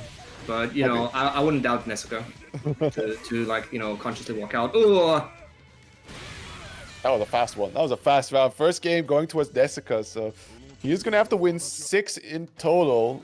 And all that time, right? Drave has his moments to collect the data, but in the end, he also has to win his set of 3. Yeah, it's such a nasty thing because, like, you're looking at your burst, it's like it's gonna come back anytime now. If whatever it is, you're fine, but he hits you with that command grab, 2.5k unburstable. Like, damn it, I hate it. Here, dog, 2.5k, and then if it's not for the kill situation, right? That gadget finger getting that extra 100. 2D just getting his way in, already jumping away, but late jump on the atomic collider, just flying away from the corner, trying to get these projectiles to play out. Good jump in here. It's gonna be setting up nicely, driving towards the corner. Nice on the micro dash. Oh, look at this. Gonna set up Orb Loki, but Sparkled available for Nessica. Oh, nasty business. Burst him into the corner, get in there. Yeah, jumping Good over, jump. big punish. Yeah, Nesca recognizes bursts. Woo, baby! Oh, is able to drag him away from the corner, but a big fatal counter. Let's see what Drave can do, or are we going to see a very unfortunate drop? I hope not, because, you'd want to try and cash out as much damage. Oh, it's only going to be 3.3 off of fatal? Man, this character's painful. She needs, like, proper reasons or like the good hits, because not every fatal is the same, Either way, quick confirm for Dre with the CT to extend. Gets a kill. Cost him his burst, though. Certainly. So, but, burst down, you do have that round lead, and the longer this round plays out, the more chances you have to get your burst back, and who knows, you might even just win the game. I mean, you definitely prioritize round over burst, duh. Certainly. Yeah. Well, you can hold it for next game, it's no problem. We have seen some people enjoy that you applying that strategy. Alright, RC's for the extension, Sparkle's available. God, just look at that. Like, compare the two damages between the characters, especially like this counter hit, it's going to be like, what, 2.9? I guess the Micro Dash 5B should be fine. Yeah, Hey, 2.9. bang on the money. Bang on the money. Compared to, like, a Nessica counter hit, just 4k, 5k, like... Yeah, but how Nesca many spent times you beater. It's just crazy. Nesca spent beater. It's fine. I suppose. I suppose, but still, look at the situation, right? No burst starting it off, has the active flow, already burst back on the table with a good shot at winning the game right here. Goes for the OD pop, and... Actually, no, 0 plus flash. Damn it. I thought maybe Dre would have tried to, like, Astral out. You maybe have held... Yeah, I think probably could have held Exceed Excel there, maybe, just to escape, but... Well, it's Yeah, one like of those you things, said. like, if Nexa blocks it, then it's like, you can do 720 as a punish. So it's a bad spot either way. situation is so difficult to deal with, but good run in, get a couple 2As. It's not going to be the greatest amount of damage, but... Oh no, just drops the corner. Still able to slowly push Nessica towards the corner. Oh, God, Magnetism just right out saving Drave. Yeah, and he had that 50 meter for that full cancel, right? Just gonna RC corner combo, but 6A sets up for the Draver, Oh God, what a delay to see. Catch it, Drave in the sky. OD, lock out the burst. on an overdrive finish. Nessica on an absolute tear. 2-0 so far. He wants to end it fast. What can I say? Yeah, It's like, damn, somehow I ended up in this loser side. Let's not make that mistake again. But Dave certainly has a shot here, but with how much health Tager has and how on the lower side some of these conversions are from Makoto. Because there's some other characters that are also like low damage conversion, but they just have like mix up out of the ass to sustain that. I mean, Makoto definitely has some canned mix-ups and whatnot, but I get what you mean. Like, she definitely needs meter to convert them into anything meaningful. And like, even this, like, you know, 3K Orb Oki, that's still pretty decent. Oh, it starts up against the Orb. Yeah, Mistimes the Sparkle. Certainly, 3K Orb Oki is the goal here, but wow, what a burst bait, and even the full extension RC, dragging back towards, not gonna quite be killed there, but oh no. Silly me. Like, Gadget Finger is like 5 meter on its own, always. See, here I thought he had meter penalty.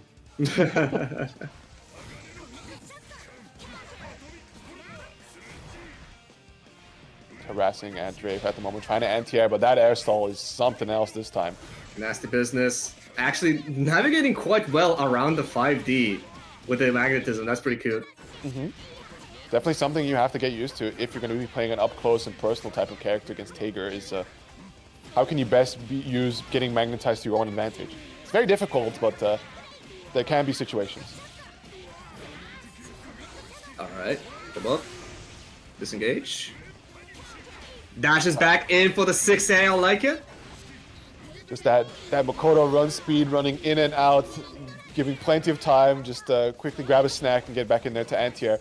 Unfortunately, drops the combo, but still, we're very close to finding the kill here. Wedge whiffs, and there is a chance here for Drave to stay alive in this winner side set.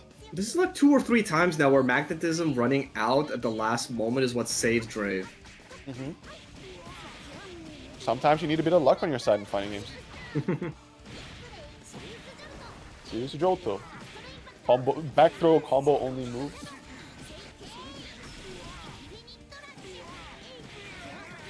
Alright, what we got? Orb up. Nesca decides to roll to check it. Yeah, very interesting choice players can always represent against the... Oh, wait, Serious Jolt being stand blocked, so getting the actual unblockable off of it this time. The world's weirdest low actually working. Yeah. Yeah, that works for me because that looks like an overhead, so I stand up into it, and I hate it. I hate myself every time I do it. Yeah. It's Oh my god, JP hitting from behind, getting Nessica the start. Drave is on active flow, but that means that burst is not regenerating. Yeah. Oh my goodness, yeah. Good choice to just let the DP rip, has that 50 meter to take the turn back, but JA start is going to mean that it's not quite going to be setting up for a kill here. Uses the counter assault to break away, able to jump away from the Spark Bolt, and now trying to play at a longer distance, runs under while Nessica's forced to block, and the overhead to finish. Very nicely done by Drave. Damn, that Nessica actually got put into danger state, and that might have been early enough for Drave to attempt a potentially an arrow blockable.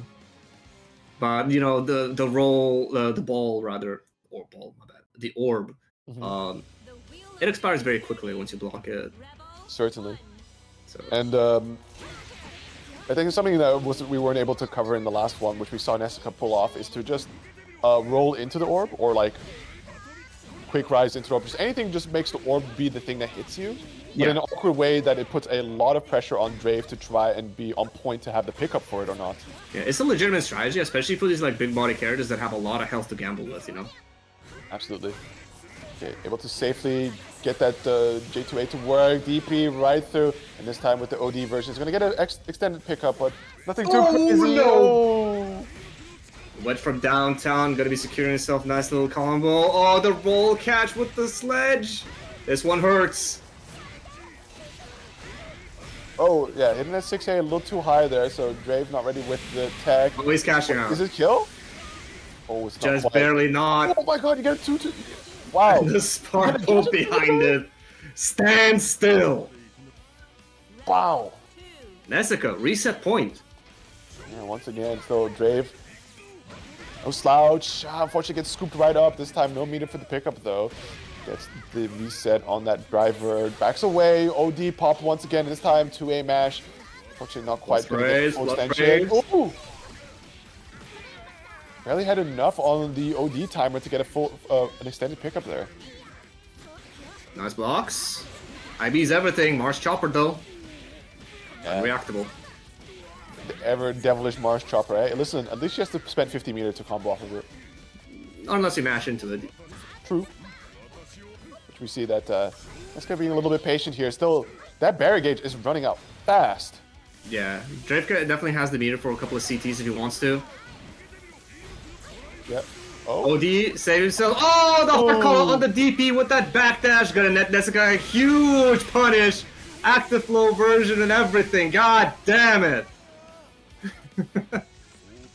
That hurt. It was like 6K and he barely did it. He just went almost instantly into that super. You know, a couple hits in between, but still, just how hard the Taker can hurt in OD with his supers is just so insane. But with that, Nessica is going to be resetting their bracket, so it's back to 0-0. Both players now on their final chance to win the tournament. Reset. That's what Taker's famous for. Please select your character.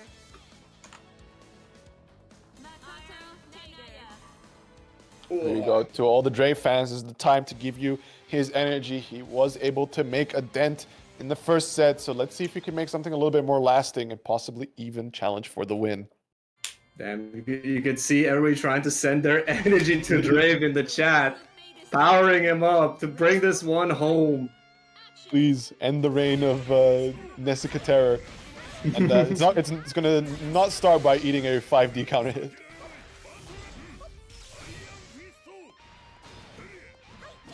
Oh my goodness, the whiff punish. Yeah, not too much damage though, but the magnetism is the problem. Like you can try to wait it out, but you're the one in the lag deficit. Nessica's chilling. Yes, the Sparball. This one hurts. No burst available.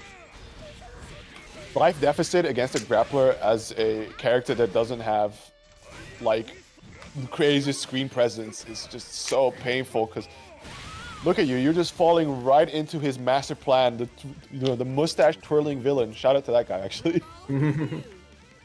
Wait, is that the guy who made the crazy Taker guides?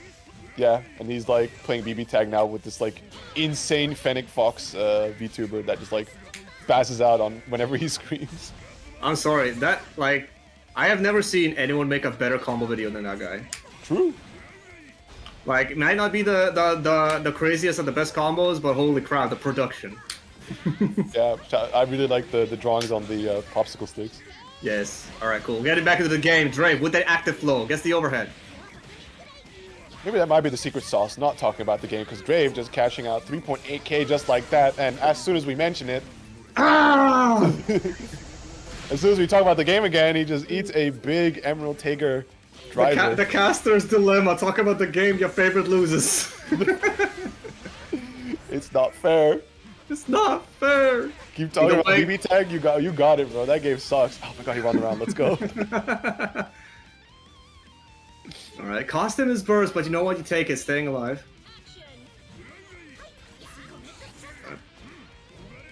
Backing away, trying to play it a little slow now. He has, in a very technical sense, the life lead there thanks to the chip damage, but now piling it up a little more. Right, gotta watch out. Oh, I got some magnetism applied. Begins. Spark Bolt available. It's over. Oh, doesn't get the whiff punish on the 6A. Still able to jump over the wedge, gets the pickup. Good recognition to go into the, was that 6C or was it 5D? Where you just like a straight punch? Yeah. I think that's the 6B. 6B is the overhead. Then it must be 6C. My bad. Alright, cool. Either way, Nesca getting the reversal on it. Oh, nice stagger low. Have to spend 50, but whatever. We got active flow out of that. Yeah, especially with Nessica doing IBs, can always mess it up. Oh! Did he want to overhead there? Yeah, he did. And then he got Emerald Tiger drivered for it. Say goodbye to your friends. Nessica taking the first game in the reset. Oh man, like everything, all the effort on that comeback, and it's just you see the flash, you see your character zoom in. It's like I am locked into this animation. Pain. You can only just like, Yeah. I hope you have your eulogy written. What's her name? Siri. Play Ave Maria. Siri, play Despacito.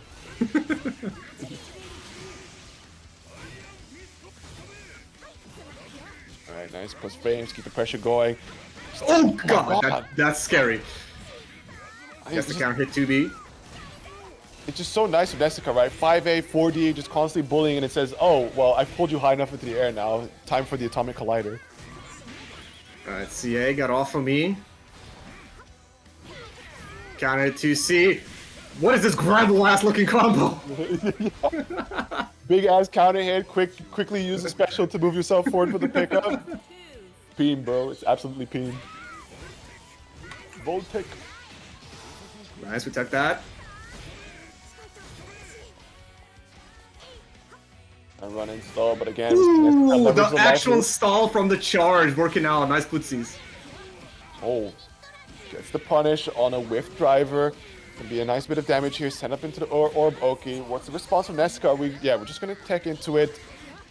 Someone able to escape the corner there. I don't know I how wonder that works. whether I being the orb like vacuums you in or something. Yeah, the hit does pull you forward a bit, so maybe that does have an effect. Who knows? Either way, let's try again. Roll this time. Delay air dash. Good blocks. Oh, tries to approach safely, but the spacing here from Drave working out very nicely. That's going to be the hero burst from Nessica, trying to make that comeback, but seeing how Interesting choice to Nessica burst with the round up, you know. Yeah, I mean, you can still hang on to the burst, but I mean, at the same time, right? How often has Nessica gone this big counter hit? But great spacing here from Drave. Goes for the RC, opting to not use the OD. Very smartly so, because you want to hang on to it going into the final round of game 2. 100%. Like knowing which meter to spend and whatnot. Very good. Truly an experienced player on our screen. Truly, a master. Wait, that's not how it goes. I'm trying to remember. Who is this mysterious master? Is that what it goes? I forget. Mysterious stranger, shoutouts to KOTOR. Big Wait, was damage. Mysterious Stranger at Kodo? No, KOTOR. Oh, KOTOR. Yeah. Yeah, because there is this one American player called Mysterious Stranger. Oh. I bet they played KOTOR. Not bad. Okay, Spark Bolt on deck still. Look at the life lead on Drave's side, just playing it, playing it really slow here, right? Just walking back, not overcommitting, seeing if Nessica lets something go, and just carefully pacing when he needs to run in to not accidentally run into a big old button. Get the cross-up hit on the jump. Not gonna be enough to kill even with OD and 50 meter, but decides to Whoa. catch in. Maybe. Either it will kill here, or it's just going to put him on that final situation that on a trade, right, will still let Drave get the win. There's still got 2 jabs left. Painful. Okay, time to fish for trades with at least a B normal and above. Time to just be lame. And look at it. Just waiting out the Spark Bolt, right? Doing out a projectile when he can. Does get the run in this time. Oh, and the magnetism expired. Yeah, very well timed. What wasn't so well timed was that backdash. Still not eating the greatest punish just yet. And the jump over the 5A Drave. With a chance here, has the set tied up. Yeah, showing very good, very good adaptation as well as like patience in the final stretch of that match. Certainly.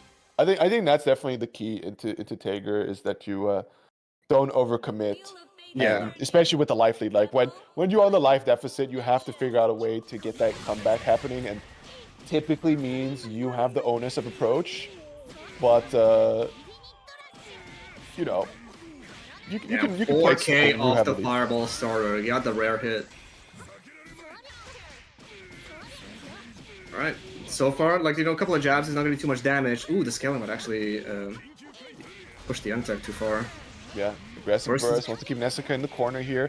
Does find the next couple of hits, and this is looking really good. Drave has seemingly found a bit of a rhythm here in these last couple games in the reset. It seems to be the answer might actually be Asteroid Vision JC. That's how he closed out their last game, and it's been working out so far. With patience, not to tech into it. Oh! Okay, not eating the greatest punish, thankfully, because 2C on whiff is one hell of a recovery. Yeah, you also saw Nessica buffering 2A to 720, but actually messes it up against the Rising Super Jump JC. Yeah, good IB so far. There's the Mars Chopper RC. And Drave with a slight advantage round lead. Now let's make it stick for the game win. Is this the first time he's had a lead in the set? Yeah. Crazy. Truly how wonderful these things work out. I think Drave is super thankful, of course, that he was in the Grand Finals winner's side, because to be able to take this time to adapt, right? Oh no! Ooh. But Thankfully, Nessica didn't with that 50 hard meter. read. Oh, that's bad. Yeah, luckily that J2A good grip of untech time, right, means that you kind of just stand there staggered like an idiot for a minute. Yeah. Anything Oh, that no, crumbles, the crumple duration is doubled on counter hit. And the 720, you're still alive, no active flow, and no counter hit. Oh, it still hurts. 4.6k just lets the OD rock. Maybe trying to catch on option. Immediately gets that punch in. Oh my Straight into the loving embrace of Nessica. And that is going to be the OD gone. At least both of them are relatively even. Nessica's slightly ahead on that 30%. But not the way you want that resource to be used. Quick get up 360. Yeah, hate to see it. TRM. Nice, good pickups. Should be a nice bit of damage, setting up into the Oki. Unfortunate, but still, air tech forced to hold this. And now we're starting to see the 2Cs come out to punish the jumps. Yeah, you can tell Nessica is just literally waiting for Dre to take the disguise, and like 2C is slow as hell. You gotta be ready to hit that. DPRC, oh no RC. Yeah. I think he was going to go for a late RC if it was blocked out, but a bit of stagger pressure here. Burst is available for Nessica, however, and that active flow is, of course, getting Drake back his own. Let's get the full extension. No! There's the DP. No meter to cover for it. Going to be holding. Oh, now it's just dead. Oh no, it drops. Chance. Chancewood. DPRC with the tooth. Too hasty. Too hasty. I think. Unfortunate, so not quite going to be able to get that lead after all. It is instead going towards the Nessica. 2-1s currently. Alright. The bowler needs to lock in. You guys need to send even more energy. And that was really unfortunate because it was like he had the means to be safe. It's just that like where you're positioned, it's so difficult for you to capitalize and come back to the ground. Because I think she like rockets herself into the air pretty quickly on her DP compared to some others like Ragnar DP where you can still be grounded after the RC. I think I don't think I've seen Makoto do DPRC where they like dash on the ground, so I'm unsure. You might be right.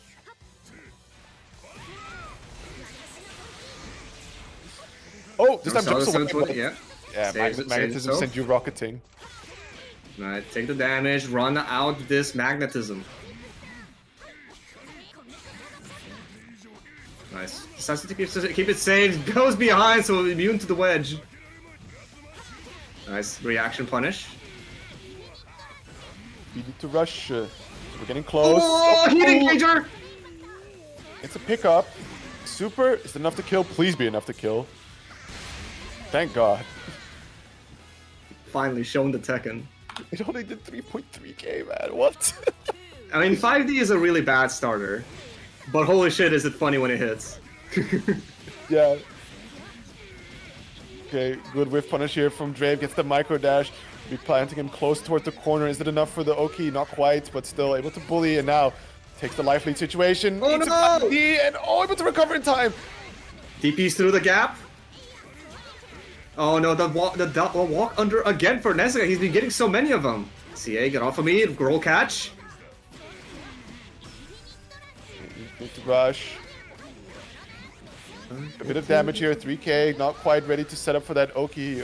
Unfortunately, Air Spark Ball. That was a hard call out. Most Spark Bolts are. Oh, somebody just like let it rip. It's like I want Magnus. I jumped and I almost got spooked, I believe you.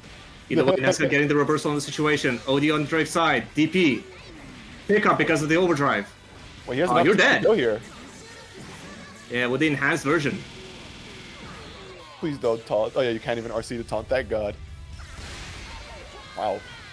The dramatic charge Drave tying up the set. Or is he taking the lead? No, that's tying up, right? This is tied up, so there is no more games after this. This is going to be the last one of this evening. Drave with a shot here.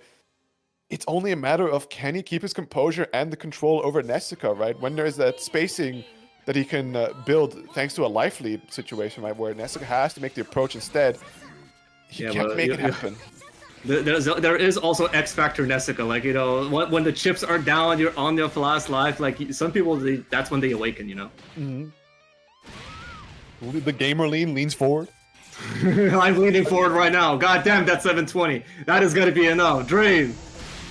Oh my God, you weren't kidding about that X Factor. Jesus. His Nessica on tournament point just like that. 10-second round, okay. Sure. Nice, DP's through the gap. That's it. Yeah. Decides to keep it like pretty secure, right? Not with anything too impatient to steal his turn back. There we go. Yeah, Nice. I think if your TP is fast enough, it might be a guaranteed punish on the sledge, right? Perhaps. But I think in general, you like from that overhead, right? You don't want to be pressing buttons too early. You could try to fish out a low. Okay, aggressive burst has Drave in the corner now, but this has been already a lovely round to start off with. Double 6As against that full pickup. Already drops it. It's still nothing. Yeah, tried to 6A again, but actually it wasn't fast enough this time because Nesca gets the JA hit. Oh, the read! no! The delay on that collider, Drave bursting to stay alive. Dude just dashes right into it! Has 50 meter. We're gonna see the RC mix up. What side? Into the grab! Not enough to kill. One last chance for Drave. He wakes up. Particle flare. Not enough. Nessica! Drave, not like this. I respect it. I respect it. Yeah. Congratulations to Nessica for yet again winning another BBEO bi-weekly, and of course, you know, shout outs to Drave for making it this close because. Man, he had a real good shot at it, so I'm looking forward to the next couple performances coming out from Drave, and of course, GGs and thank you to everybody that participated in this week's tournament. Man, what hell of a tournament it has been today. Let me just confirm the number of people. 30 people pulled up, and we've had upset after upset tonight. A lot of players making big plays today, and of course, like, you know, Nessica dropping to loser side very early by Dennis. Like, okay, not early for Nessica. Like, okay, we did not expect him to hit losers until grand finals usually. Yeah. But you know, Drave cooking, Akaikyu cooking, Ancestor, Hyaxel cooking, Don Weepo cooking, Ravelin of course, as expected, and yeah, just overall like very very nice showing by a lot of unexpected people this week. I like it. Certainly. So, really cool to see that there is still some kind of progression going on in the scene after this long of a time, right? So who knows what the next couple of brackets will hold, and how how are people going to be changing up? Only time will tell.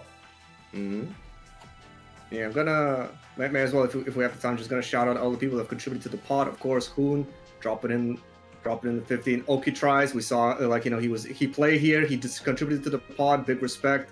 I press the button. I don't deserve this. Euchre, big money as always. Big respect. Of course, make sure guys to check out Zero Fundamentals, XXL, and April.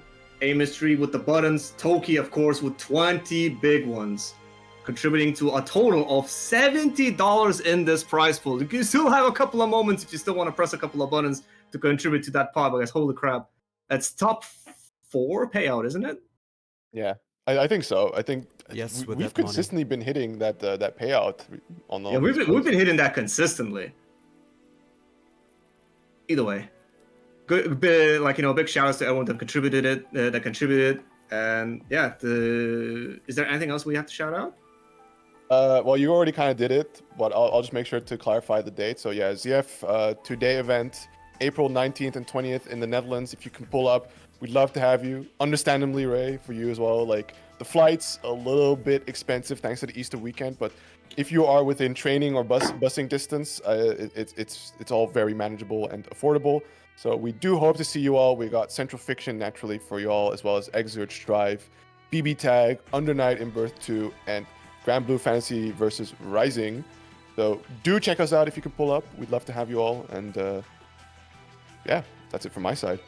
I think there's still the Falcon Hunt that's happening as well, isn't it? Like the big Or tournament. it was delayed to the summer. I'm not Yes. sure. It's been delayed. Oh, I've not been aware. Okay, fair enough. There was an issue, but it will happen, and it had to be delayed sadly. But it will. I mean, when you're making something as ambitious as that, I sort of do. I respect people trying to make it right instead of trying to charge ahead, like, you know. happen. Yes, exactly. Cool. Well, I guess that means that is it for us. Once again, thanks for all the players, thanks for all the people who contributed, and thanks all of you for watching and, like, you know, making us want to keep doing this. And yeah, that'll be it for us. I've been Ray. With me, of course, is Yuka, and of course, hosted by Hoon, of course, the GOAT. And that'll be us signing out. Till next time. Have a good one.